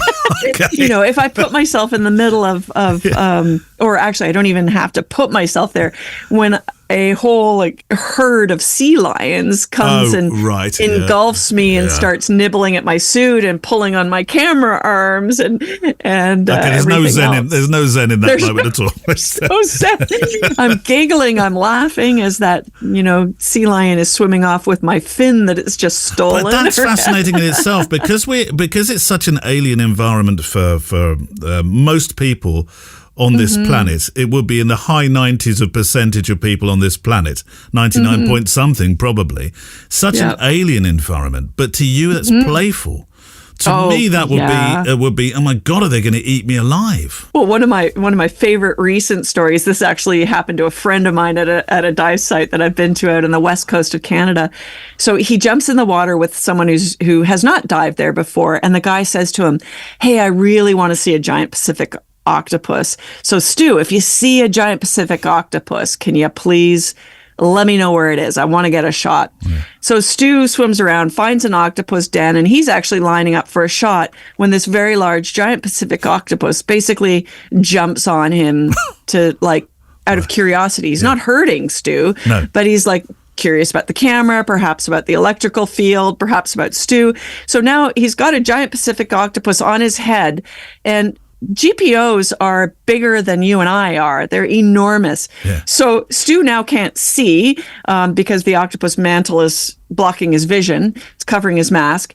But he sort of can look down at his own fins. He knows where the wall is, and he starts swimming in the direction of his friend who wants to get a picture of an octopus. So when he arrives there, his friend just sees legs hanging out of the bottom of an octopus. And he rolled off a half a dozen pictures, and the octopus is this beautiful orange color. Yeah. And that photo you're going to see over and over again in all of these sort of grocery store tabloids and stuff, you know. Have you seen that amazing film? What was it called? The one with the octopus, with the South African... The Octopus Teacher. The Octopus Teacher. Yeah. What a beautiful film that was. And I wonder actually that, I mean, he found, by surprise, I think, that this octopus wanted to learn as much about him as he wanted to learn about the octopus. Everything happens in that. It was exhilarating. It was sad. It was everything in one movie. I don't want to say too much because if you haven't seen it, I will do a link on the show page. You must see it. It's a life experience, that movie. Mm-hmm. Do you wonder what the creatures are thinking of you then? Because in that case... Yeah, I do. No question in my mind that there is a, very distinct intelligence. And in fact, sometimes I watch, the underwater animals and I think, gosh, who is the dominant species on this planet? We've kind of screwed things up. But if you, observe dolphins or whales, like, together as a family, it's beautiful. You kind of think, wow, maybe that's the dominant species. Yeah. You described this experience as a very primal one, and we kind of sort of covered this with you being late to the world, but almost like a back to the womb moment, you've called it, a very emotional existence, your one. Are you allowed to cry underwater? I know that sounds a daft question, but I was thinking, does Jill cry underwater? Are there moments where you think, oh my God, It's so beautiful. Yeah, no, I don't think I've ever cried underwater, but I have taken people to see things underwater that have brought them to tears. And I have cried a good cry after a dive. Yeah. Just from the profound experience I've had. Yeah. Some of these caves are very tight places. I think you've got to be okay to deal with getting stuck. And that's where the problem solving comes in, doesn't it? Mm-hmm. What do you do in those moments? Well, I mean, even before the dive, I think your successful outcome is very much forged by the choices and things that you do before the dive. Yeah. So I have a lot of redundancy, meaning I have a lot of extra air, I have extra lights, I have extra all kinds of tools that I need underwater in case something goes wrong, just to give me time. I need time to solve those kinds of problems. But I also, before I go into something small, I need to have a really good idea that I can find my way back out, that I'll be able to fit through that in the opposite direction. You're used to finding human remains in caves as well. Skulls, bones. I mean, for me, again, this underlines my biggest fear, I think, of being in a cave on a dive. But for you, it's exciting because there's a lot of very old history involved in this, isn't there? Yeah, I've in Mexico in particular found a lot of archaeological remains. So these aren't recent skeletons. These are the remains of ancient Mayans that were either accidentally drowned or ritually placed as sacrifices. Even it's quite extraordinary. So yeah, when I find artifacts or human remains or even ancient bones of animals that are no longer on the planet, extinct animal remains, it's very interesting to me. There's always a story and some interesting science to pursue. This is where my very basic knowledge of diving comes in from the dive masters or those that I've had the pleasure of spending a bit of company with under the sea, under the surface. I remember being told, well, keep keep your fingers in if you see a barracuda. Don't go too close. You're laughing as if that's nonsense that I shouldn't, because I just spent my time swimming like that, Jill, which is very, very difficult to do. What are the rules? I mean, moray eels, they do hide in the cracks and crevices, and they can be a bit grumpy, can't they? I think moray eels. Yeah, I mean, don't stick your fingers into dark holes in the reef or anything like that, because stuff lives there. And then also don't wear jewelry that looks like a fishing lure. That's basically it. Other than that, you don't smell like, look like, taste like anything in the ocean is interested in eating. So just remember that. Like when you're going, oh my God, a shark, they're probably going, oh my God, a human. Yeah. Well, it depends what breed, doesn't it? I mean, if it's a hammerhead, probably, but if it's a great white, I don't know. Really, you aren't attractive. Most shark attacks occur out of misidentification, and when you're underwater, you're in their environment. When you're floating around on the surface, flailing like someone on a surfboard, sure, you look like the silhouette of a flailing seal, right? Yeah. And so you can understand why they'd go after that. So there's a feeling of safety more underneath than there is absolutely, on the yeah. top. And you're far more likely to die of a fatal bowling injury than being attacked by a shark. So is no that worries. Right? Right. I'll remember that if I ever get back into doing it. Do you feel like a visitor in their place, or have you got to a stage in your life where you feel that you are a part of it now? You're not a diver that's parachuting in, but you are somebody that feels very connected with it. Well, I'm always a visitor because you can't breathe water.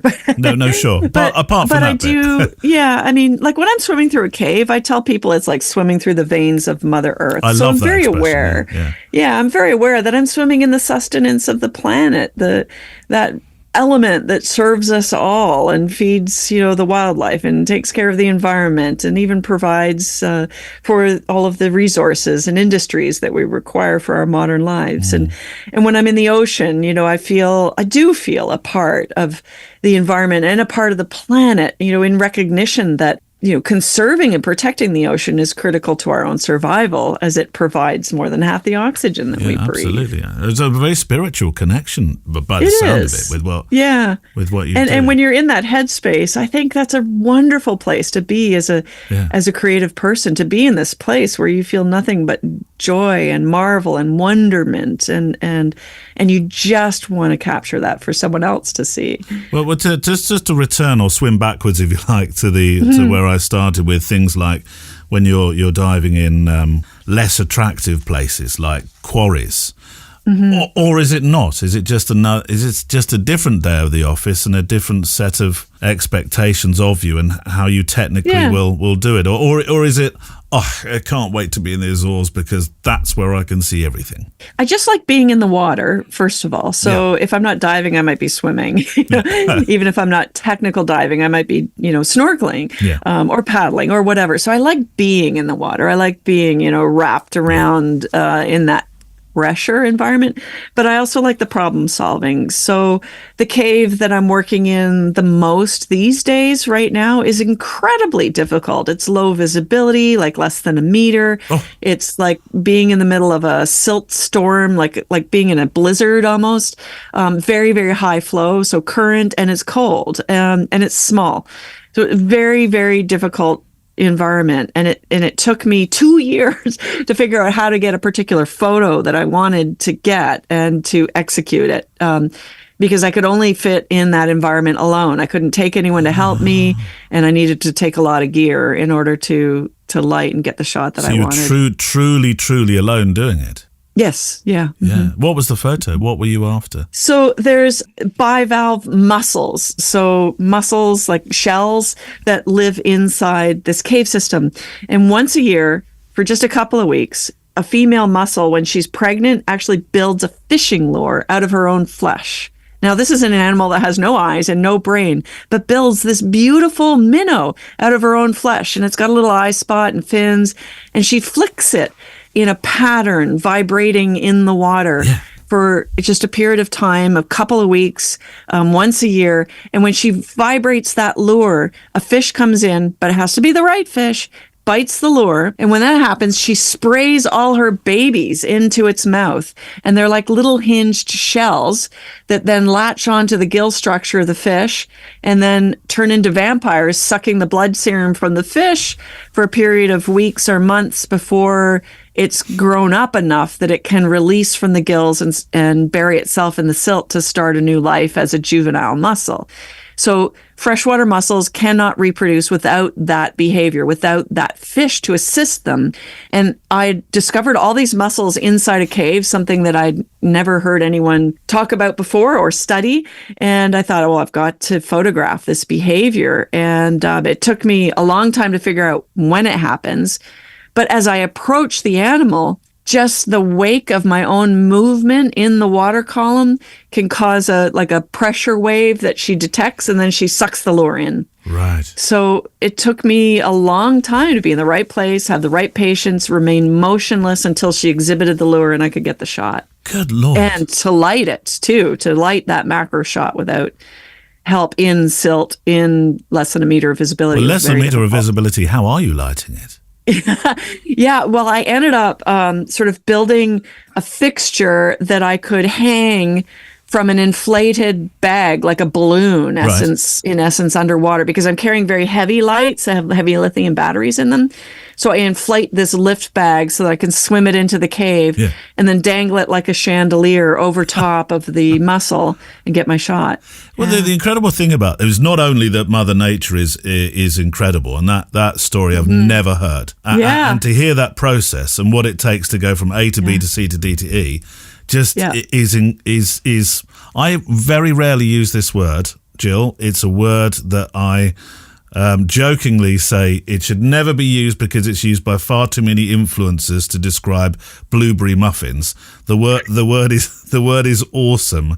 Actually, I love that word. But you can use it for moments like this because that is truly an awesome experience. But when you went down there, you had no idea that's what you were even looking for. No. I mean, when I first swam into the cave, I was going there for the sake of exploration. My friend had found the cave and had been mapping it for a period of many years. And I went in there and I went, hey, what about the life here? There are mussels everywhere. I've never seen this anywhere in a cave on the planet. And he went, oh, well, I've just been exploring. Yeah, there's lots of mussels there. And so I immediately, reached out to Canada's foremost expert on freshwater mussels and started up a collaboration with him for the science. And to me, it's fascinating. And that's often my role as a photographer in a cave. I'm the hands and eyes of a scientist who's not a cave diver.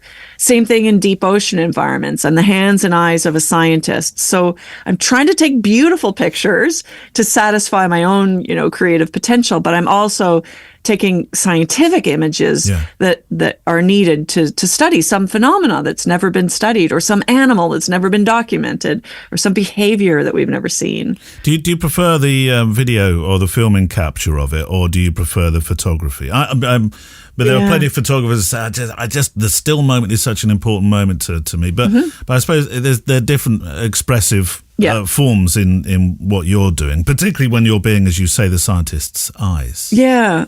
I still love the art of photography even more than video because, I mean, you can shoot video all day long, and you can now take a screen capture, right? You can look at a 30th of a second or a 60th of a second and grab a capture, and you can look through all of that footage and not find one frame that would stand alone as a photo, but it might tell a beautiful story as a video. So I really like the challenge of getting that moment in photography. Now, that being said, all of this modern technology has done one fantastic thing for me, and that's that I can now carry a camera that does both underwater pretty well. So it used to be a situation where I'd have to buy, do I get the best still camera and shoot stills and video is kind of secondary? Or do I just shoot video and take another camera? So there were many years where I was swimming with two camera housings underwater, and I would clip one off on my butt, shoot with the other one, and then swap in between the two. But now, today, I can just turn the dial on my Sony A1 and take great stills and take decent video too. That's the surprising thing as well, because you just a Sony A1, you think, well, that's what I might use if I'm above water. And of course, that's what you were saying, that now you can put anything in well, within reason, you can put anything in housing, can't you? Yeah, I mean, when you use Sony as an example, all the other cameras are either R or S. They're either rated for resolution for stills, or they're S for the video coverage. So they're always given deference to one or the other in terms of the design. But the A1 was truly meant to do both, so that's kind of nice. In terms of, I hope this isn't a daft question. I'll ask anyway.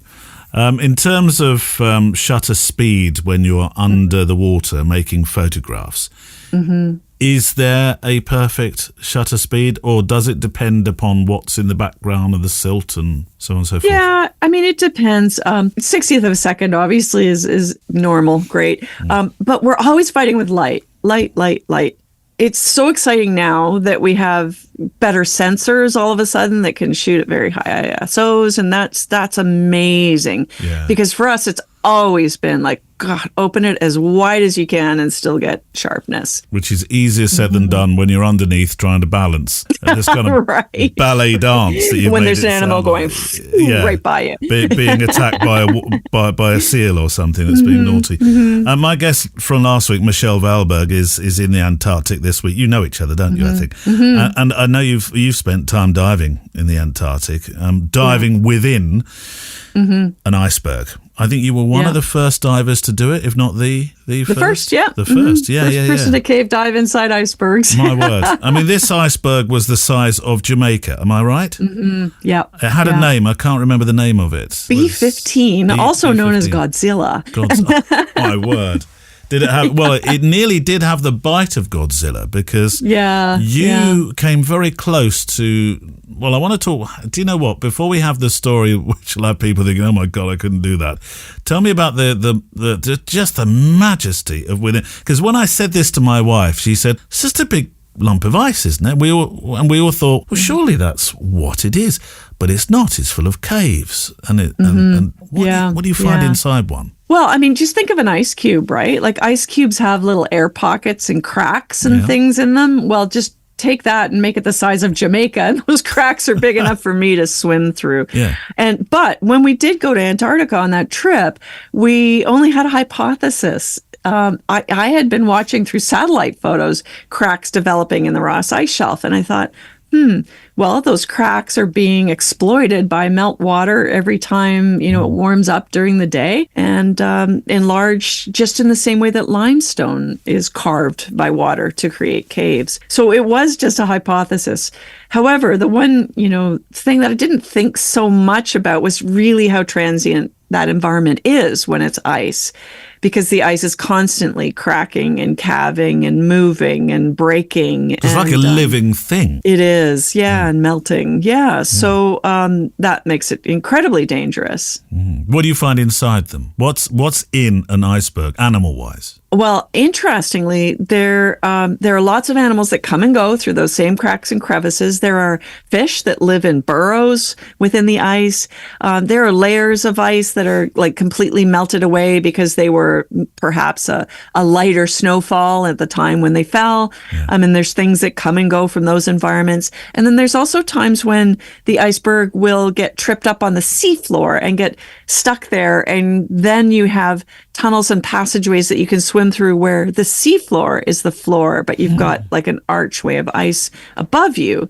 So there's many, many things growing, filter feeding organisms growing on the seafloor as well. Of course, that was me thinking, well, it's an iceberg. I mean, it's going to be something like out of a movie where I'm thinking the whole thing's beautifully illuminated. It's very dark inside, particularly if it's the size of Jamaica. Oh, yeah, completely dark. Now, when you're in the shallows swimming around the ice, it's beautiful the way the ice refracts the light, and it's every layer of ice is different and beautiful in its own way. Sometimes it's clear, sometimes it's white, sometimes it's very dense, sometimes it's quite loose and friable. Well, you did dive into it. I believe you took in a glove that had a tiny hole, which meant that your hand was getting frozen, which was okay at the start, but it becomes a problem toward the end. Yeah. You spent nearly 3 hours in the iceberg. And one of the reasons why you were in so long is because you couldn't get out. Yeah, we were trapped. We had planned a 1-hour dive, Yeah. which turned into a 3-hour dive. Yeah. Because the current was so strong that we were fighting for our lives to get out of the ice. And it was quite frightening and cold, as that, hole in my glove led to, I thought I was going to lose my fingers. When I got out of the water, it was so cold and white, gray looking. As it rewarmed, it was incredibly painful. I bet. How did you escape in the end? Well, we pulled and pulled and pulled on the seafloor to get to a point where we would be able to swim upward towards an opening. And there, I actually used some of those little burrows that the ice fish had left behind to jam my fingers in to pull myself up against the current that was just flowing down like a waterfall inside the ice. So that was another stroke of luck, though, in many respects, because you'd observed those fish doing that. Yeah. You wouldn't have known about that otherwise. No. And in retrospect, I mean, we learned after that point to start carrying titanium ice screws with us, because we'll use titanium ice screws to secure like a line on top of the ice. And so after that, we started carrying them underwater so that we could screw it in and use it as a handhold if we ever needed to. I know you've lost many close friends in the pursuit of what you love to do and they loved to do. Those moments when they come, I'm not sure how many you've had in your diving career. What goes through your mind? What do you think? Yeah, I mean, I've lost over 100 friends Good to Lord. cave and technical diving accidents. And in all honesty, there's a great number of people who were the expedition leaders, oftentimes the filmmaker or the photographer. Right. And that person is under incredible stress to bring back the goods, right? To bring back the footage needed for a film or bring back the images for a story. Somebody has put their trust in that individual photographer and given them, enormous amounts of money to cover the logistics to get to a faraway place. So the pressure is huge. And the photographer expedition leader is often extremely busy. And yet other people on the expedition may look up to them as the expert, the best, or whatever. And those other people in the expedition may be unlikely to point out something that they think is a safety violation or an issue or something like that. And so I think as the photographer, as the expedition leader, you're under a lot of pressure, you're very busy, you're under a lot of stress. And it's really important not to lose sight of those safety protocols that you laid out. And yet, oftentimes I've seen those expedition leaders bypass those protocols in order to get the shot. Yeah. So there's no shot worth your life. No. And I've lost enough friends, in those sorts of situations where they were leading a project and didn't come home. I have to know when to abort, even when I'm within inches of what I perceive of success. Well, you came out of that iceberg, you had a warm dinner, and then something happened. Yeah, the entire mass of ice we'd just been inside of exploded and turned into a sea of brash ice and slush as far as the eye could see. What does that sound like? Let alone look like? Yeah, it was quite something. I mean, we're very fortunate that right beforehand, the current had gotten so strong that the boat was ripped off its anchorage, so pushing us further away from the iceberg. But yeah, when ice breaks, it's very loud and creates just an avalanche of material into the water that then creates a little like tsunami. Yeah. That's quite significant. So yeah, it's chaos. The significance was you were planning on going back inside it. We had everything prepped. We were just waiting for a slack current, basically. Yeah. And after that was a great example. We felt like we needed more footage. We felt like we needed more images for a National Geographic story, but we sat down, had a safety meeting, and said, you know what? Mother Nature's telling us it's time to go home. And Jill Heinerth is back for part 3 of our conversation shortly. There's, I told you, there's lots of water around at the moment. There's here's a stream that wasn't a stream. Don't know where this has come from. Leap, Neil, leap. There we go. There are a few conversation starters on the contact page to help those who haven't written to the show before, because I'd love to hear from you in 2024. Now, the next 3 weeks not being too letter-driven, means that there's an opportunity to put paper to pen, metaphorically as it were, and send them to stories@photowalk.show with your pictures if you can, 2,500 pixels wide, the sketchbookers that you've been making, or perhaps, now we've talked about Valérie, maybe some stories about the projects that you've started working on, or even those you have in the pipeline, because I'm just as happy to hear from you, even if you don't send a picture in. It's a photo walk. I know, so photos are great, but also it's good to walk and think about what you said as well. So stories@photowalk.show, send your pictures to that address as well. If you can resize to 2,500 pixels, you're an absolute star. If you can't, don't worry, I'll do the work for you. The heavy lifting, Neil. Yes, sorry, the heavy lifting for you. Right, here's one from Roland Knoll. Now, this could have been a "What does photography mean to you" letter, and as I say, there are some conversation starters on the contact page to help you, well, if you haven't written to the show and just want to write in and say, "Hello, this is me, I listened to the show, just wanted to say hi," with a few thoughts, then there's a few ideas of stuff you can write in about on the contact page, and this could have been a what does photography mean to you" letter. For me, says Roland, all things related to photography is a way to decompress. This includes listening to your podcast, and it does include conversations that are a bit more meaningful than comments on social media. Yes. I'm really this year thinking about my writing style, Roland, when it comes to talking about social media. I talked about it with Kev, actually, my reprobate mate Mullins. There's a lot of, I don't know if this is what you mean, Roland, but there's a lot of "this is me" written on social media, and not so much "what can I do for you." We did touch on that a couple of weeks ago.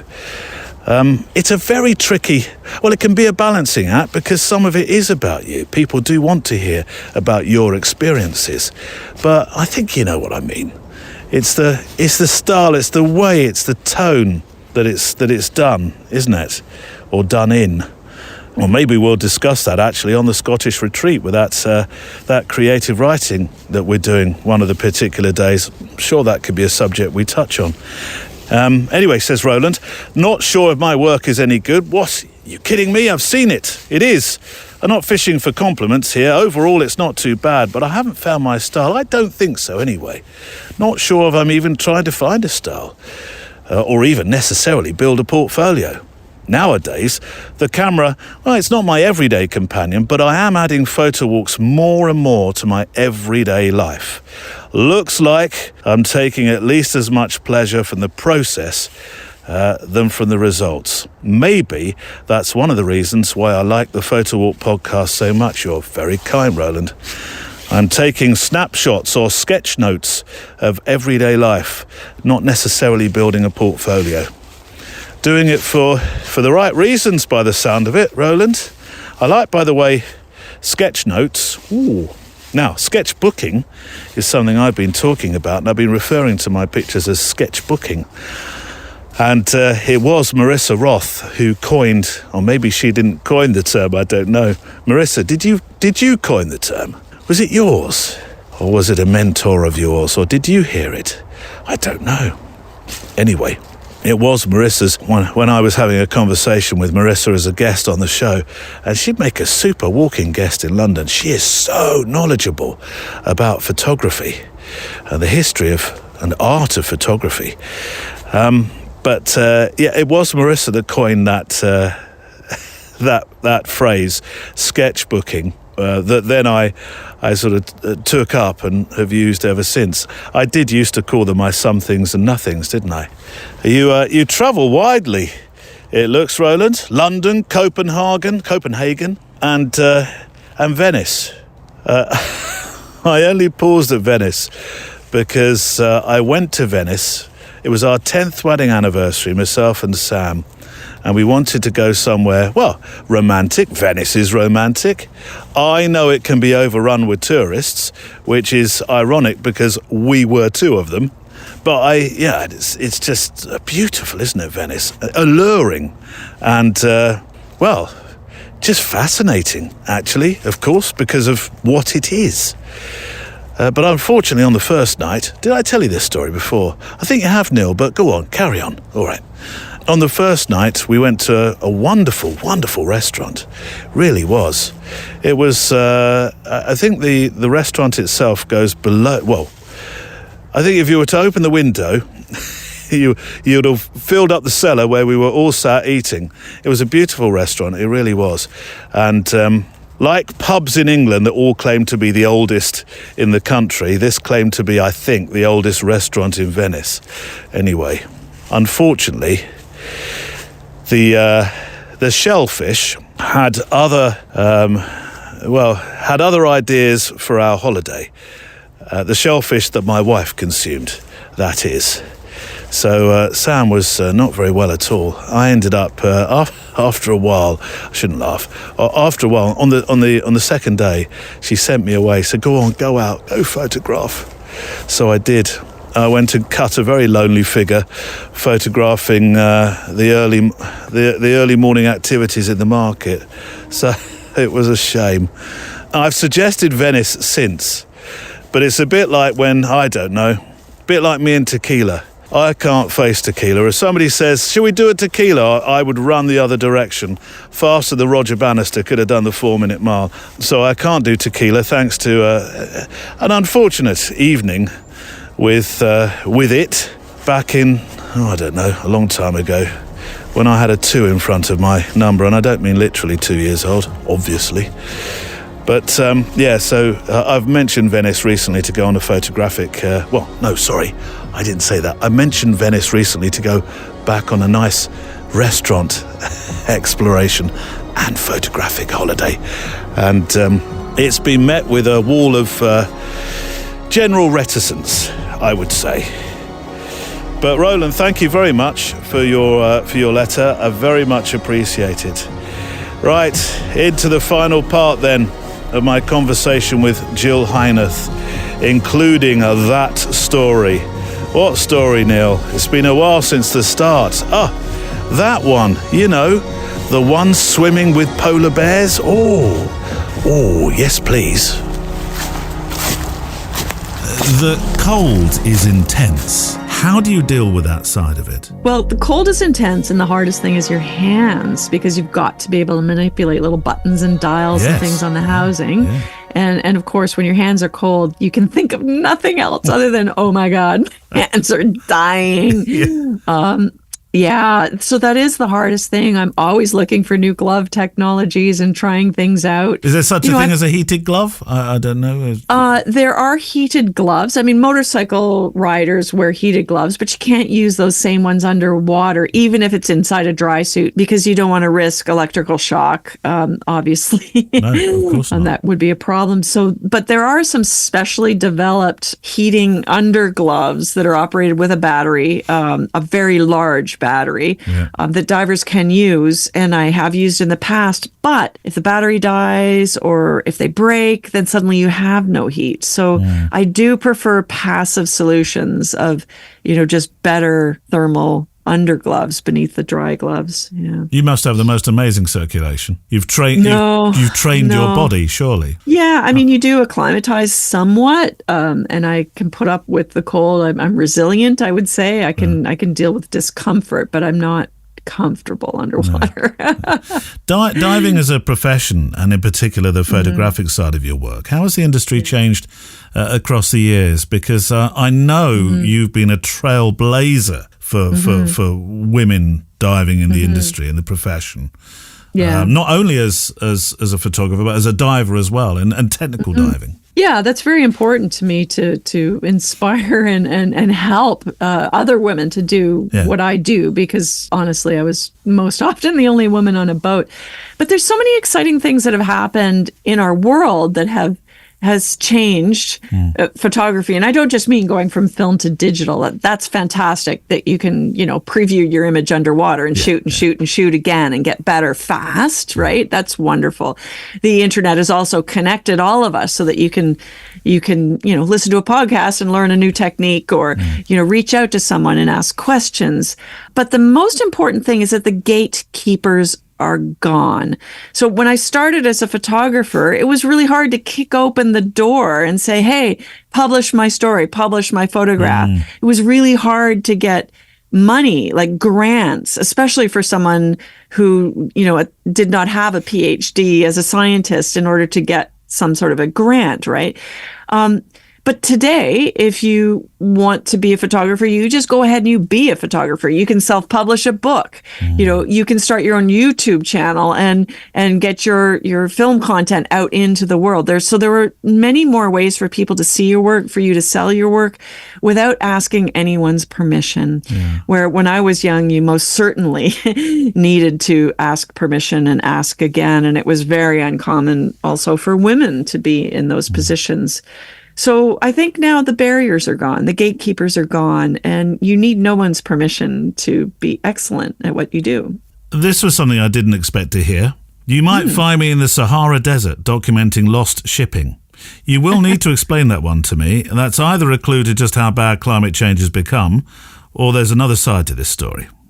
No. Well, I led an expedition for National Geographic across the western desert of Egypt to go right to the Libyan border where there are some old Bedouin settlements, and they are all surrounding oases, like little pools of water in the desert. And as a kid, I remember thinking, where does that water come from? It doesn't rain there. And so as an adult, I did the homework. I actually, followed through Alexander the Great's history and learned that he had made this journey. He'd gone to this temple of Jupiter Amun in Siwa and consulted with an oracle to learn that he was the first true pharaoh of Egypt. And when I learned that the oracle that spoke to him was a drinking water well with water in it, I went, I'm going there. I want to see, where is this water coming from? Well, what's it like then? What's it like? Pretty interesting. So it was purely exploratory. So working with like old World War I maps and Bedouin knowledge, we were going kind of oases to oases and discovering that many of these catchment basins are associated with the Nubian aquifer, a very large groundwater reserve beneath Egypt, Libya, Chad, and Sudan. But this is a very rapidly depleting water resource because it's not being replenished by rain. So this is groundwater that's been trapped for millennia. And this is the water that you see in these oases. So when we jumped into some of these pools, we would find ancient Roman or Greek walls that had been built as catchment basins to contain this water in ancient times so that they could use it to grow dates or palms and things like that. And then there were other places where they had engineered irrigation tunnels and canals to move that water from place to place to enable agriculture. So it was a pretty interesting meeting of Alexander's history and agriculture and hydrology. So quite fascinating. So talking of history, and I was never quite sure how this worked, but I remember learning and being told it. Just off the coast of the south coast of England, there's three forts that are quite a long way away from France. But during the Napoleonic Wars, when they built these forts in the estuary just off the south coast of England, they were actually taking their water from France. Which I thought, well, how does that happen then?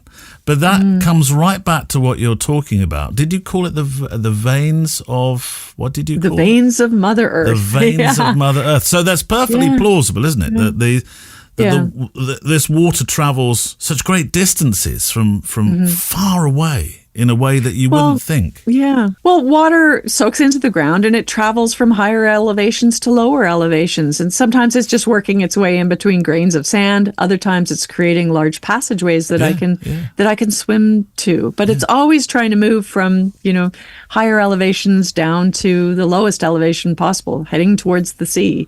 And there are great lenses of fresh water trapped beneath the landscape. And, anything that we do on the surface can be transmitted to those aquifers, and that will move laterally underground, much in the same way water moves through a river on the surface.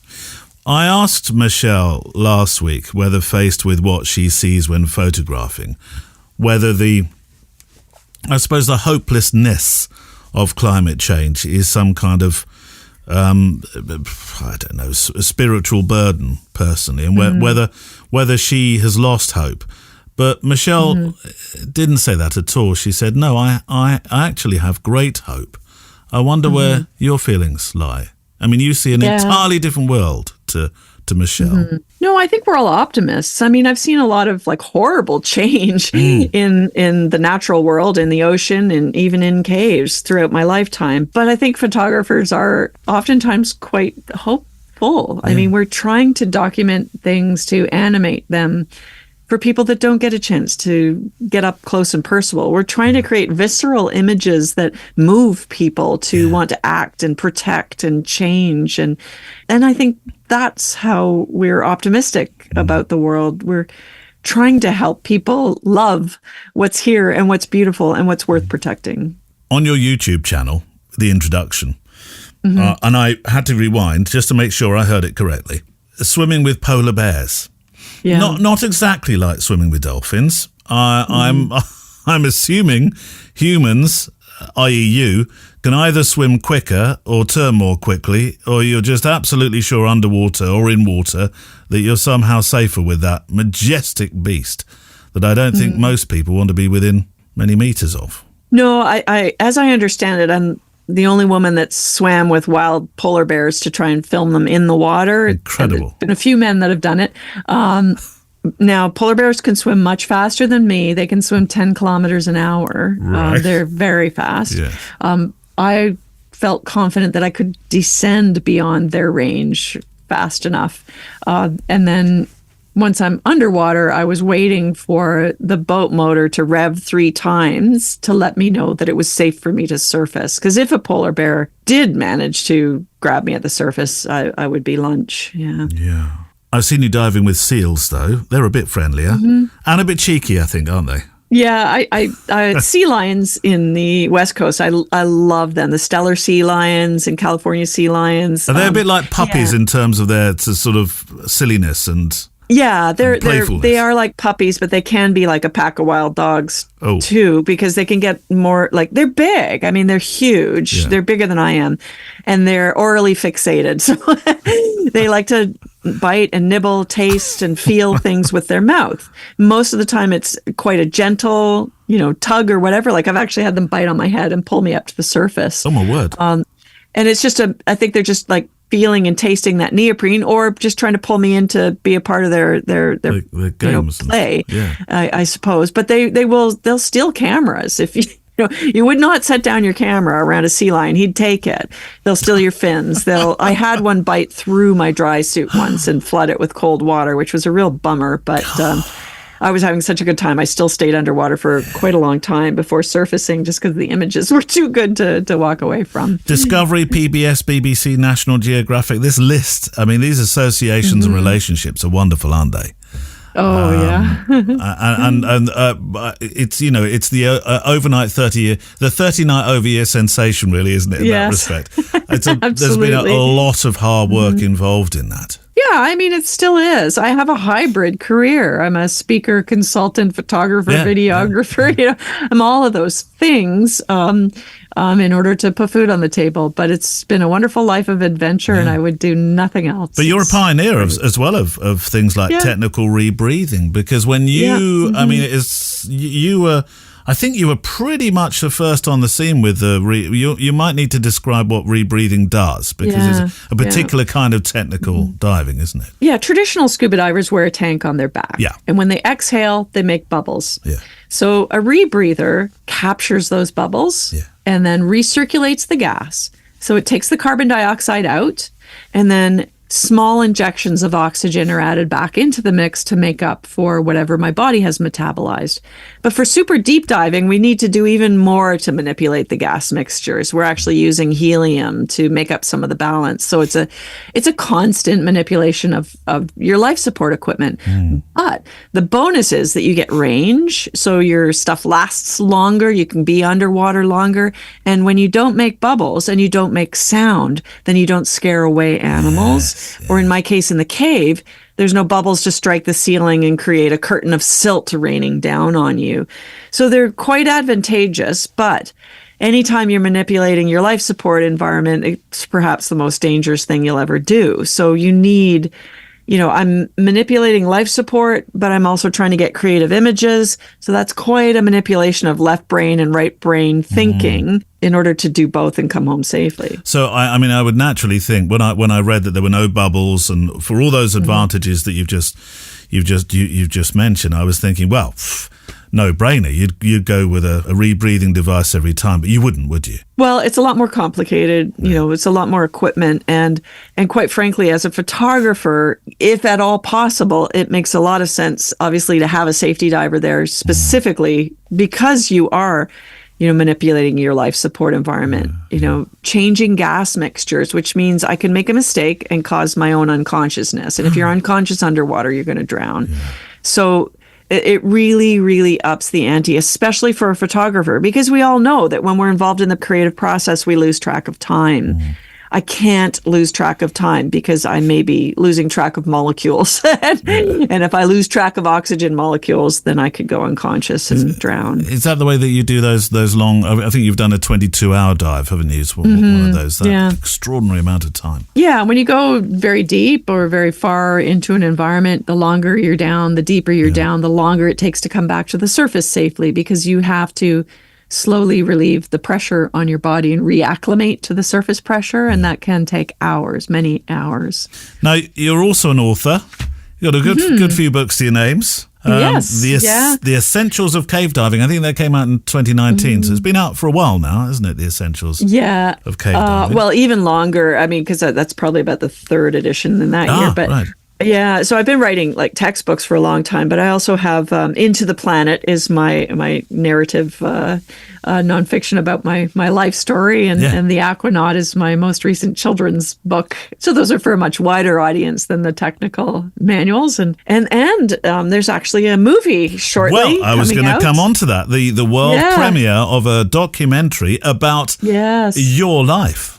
Yes, it's called Diving into the Darkness. And amazing. Very soon, like within the next month, we'll have all the distribution information out into the world. Hang on a minute, this seems to have gone sort of full circle, because when you started to learn to dive, you were talking about being the model. You've gone back to being the subject, haven't you? Yeah. How did that feel? How did that feel? Well, it was an amazing process because we're using a lot of my own archival footage for the film as well. And then we had to do some reenactments for the movie. So that makes me an actress, right?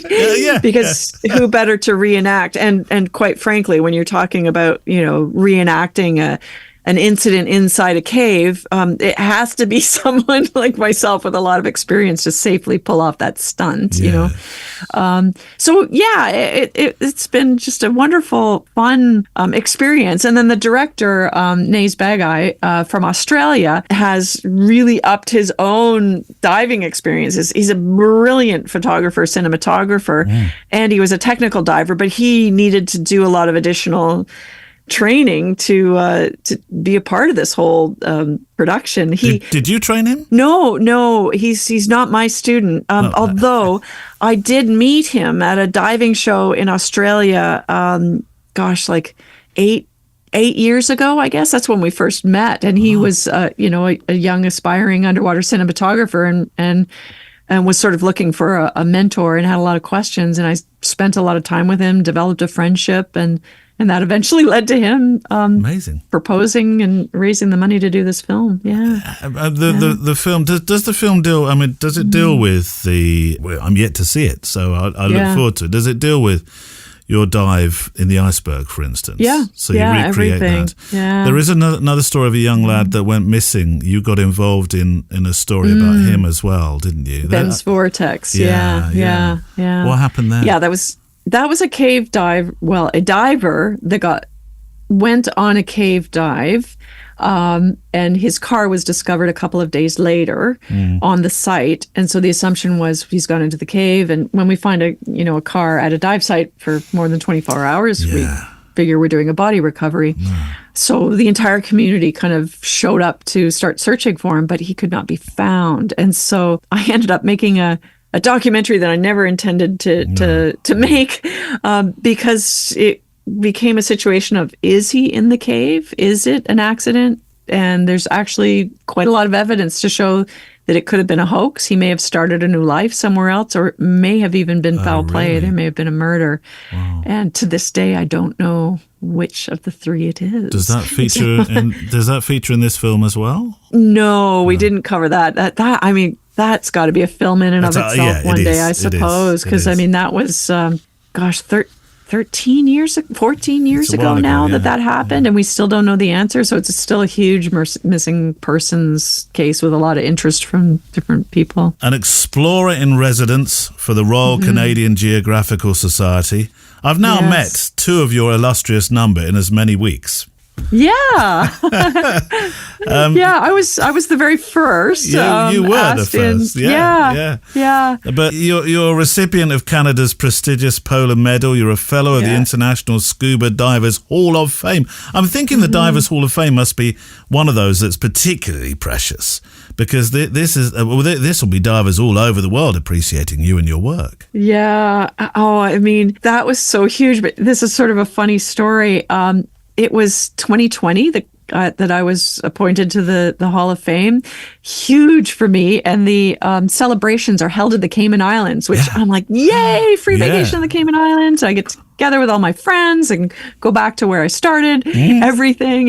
And then, of course, COVID hit. And so the ceremony was delayed and delayed and delayed and delayed. And they finally decided to have it just recently. And so they let me know, they're like, okay, we're finally going to have your formal induction on this date. But I was already booked to give a talk for the UN Assembly on climate change. Yeah. And I just didn't feel that I could cancel that. It was a volunteer gig, but I didn't feel right about canceling it. So I missed my own induction ceremony into the Hall of Fame. But well, you can't exactly say to the UN, I won't be able to have a chat with you this afternoon when it's such an important issue. Tricky one. Over 30 years of diving, exploring, photographing, filming. Does the sea? I think I know what you're going to say actually, but does it excite you as much as it ever did?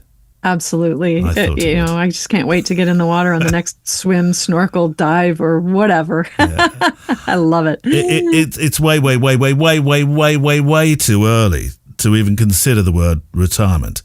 But I can't imagine that you'd ever want to hang up the tanks. Be like the air marshal looking out the window wishing that he or she could be flying again. It seems to me that there's far too much ocean to plot and discover.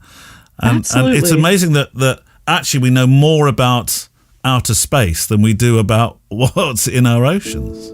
No, it's true. I mean, we're still discovering new species, and these species may hold the next cure for cancer, and we've got to learn about them, document them, and see what they may be able to help us with as we solve some very big, global issues ahead.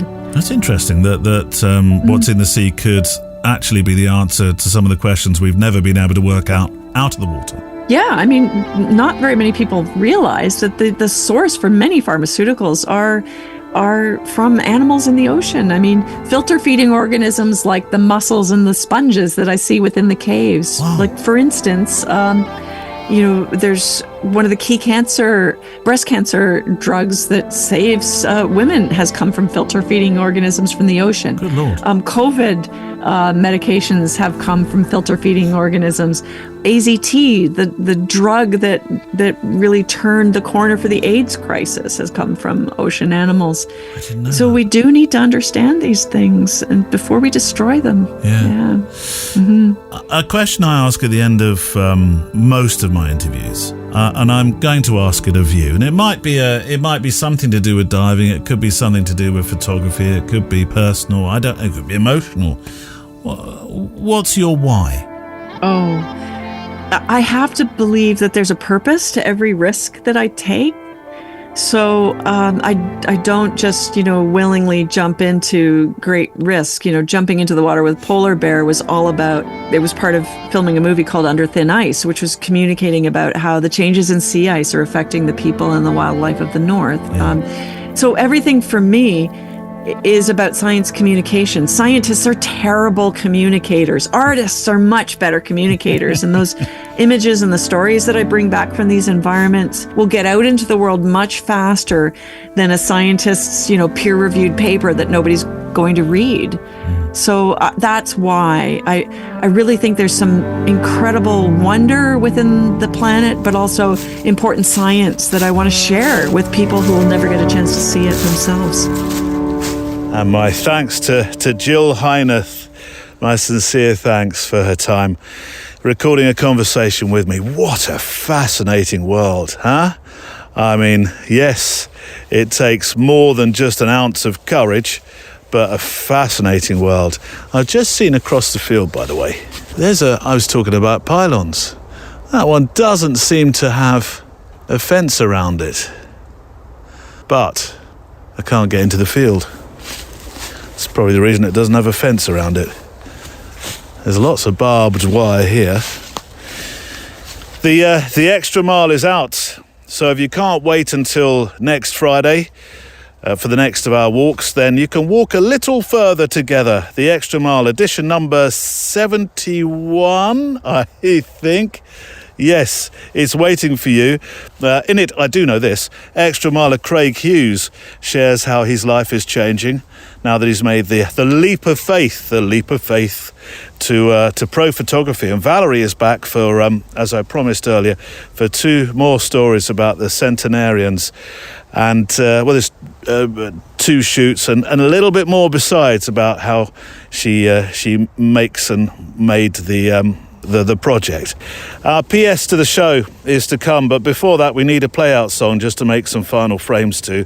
I'll think about what's been said today. Now, I did think I should end with somebody or something about the wilds and the sea, and actually the song I mentioned earlier would have been perfect for today, but I've played it a few times as a play-out, so I thought, well, maybe not so soon after the last, but I've gone for something, it's just a bit light and a bit jazzy and dreamy, actually. Yeah, I think it has a dreamy edge to it just to make some final frames to. Before I come back to today's PS, which is actually from Jill Heinerth herself, delivered by Jill. But I found a song by a favourite artist, Anthony Lazzaro. I really enjoy Anthony's work. This song is called Life Could Be So Simple. And this just happens to have a very tenuous, it is truly tenuous connection to the conversation that I've had with Jill today, in that it actually has the word clam in it.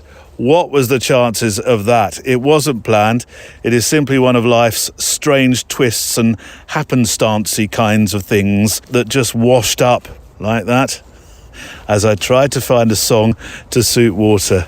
Here's Anthony Lazzaro. It was a cloudy day, stuck in a traffic jam, swamped on a busy street.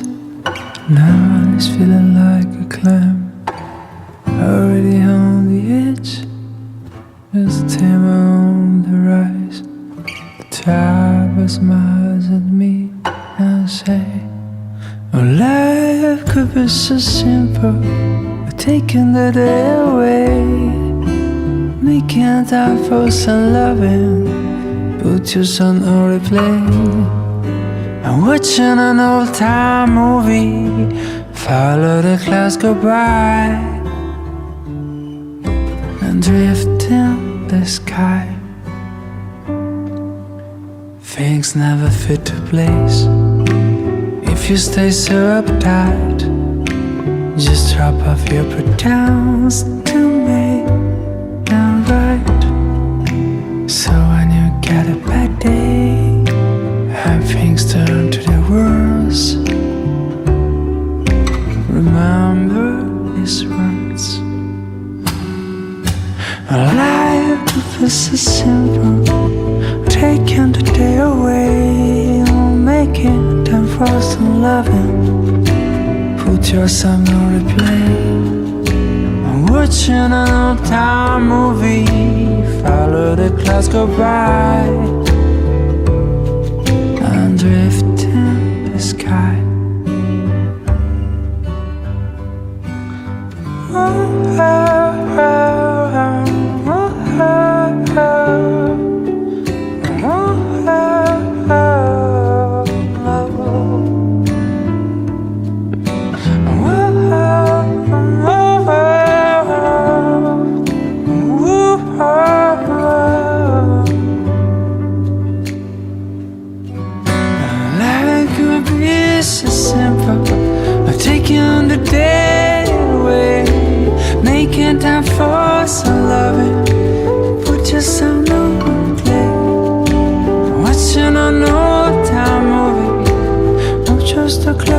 clouds go by, I'm drifting in the sky.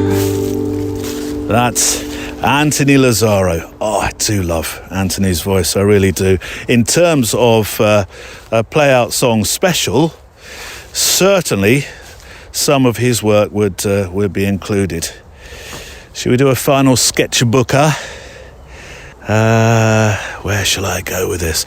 It seems to be path after path leading along paths, but I know you say that you like to see where I'm walking with the show. I don't want it to be too samey. And this path has not changed that much for the last half mile or so, but I'll get a picture. Here we go. It's getting a bit brisk, actually. Temperature's beginning to, well, it's not really risen. It just seems like it's beginning to fall. Here we go. At least it's not raining, Neil. Oh, yes. That's when my hands start to suffer. 1, 2, 5th, F6, ISO 640. There we go. As we head back toward the road and car. Just a few closing thoughts before the PS. My sincere thanks to you if you're an extra miler or about to become one. My promise is to keep building this wonderful community of kindness that you've helped me build. It's a safe place. I really believe that, to share our thoughts this program about this thing that we do, photographing and walking. It's been here for, well, a number of years. Once you reach the over 400 stage of a podcast, head toward the 500, you can honestly say you're pretty established, and I want to keep it established. And so thank you to those that helped me to do that, with all the plans that I have in the future as well, to do so much more to help those who, well, for whom photography is such an important part of their life. Now, on the show page, there are some very handy buttons that help you share the show. So if you know somebody who might like to walk with us, please, hint, hint, let them know. Send them the show, tell them that you listen to it, and, well, hopefully they'll start listening along with you. My thanks to Neil Ford, who looks after IT, Andrea Gilpin, who's across Instagram, Kelly Mitchell with Emily Renier, who look after our Facebook members. And a postscript for the show comes from Jill Heinerth, as I promised. I like it when a guest comes up with a nice pithy PS. So, Jill, do you have one for us? He asks, with a glint in his eye, knowing full well that you may well. It's okay to go out on a limb because that's where the fruit is.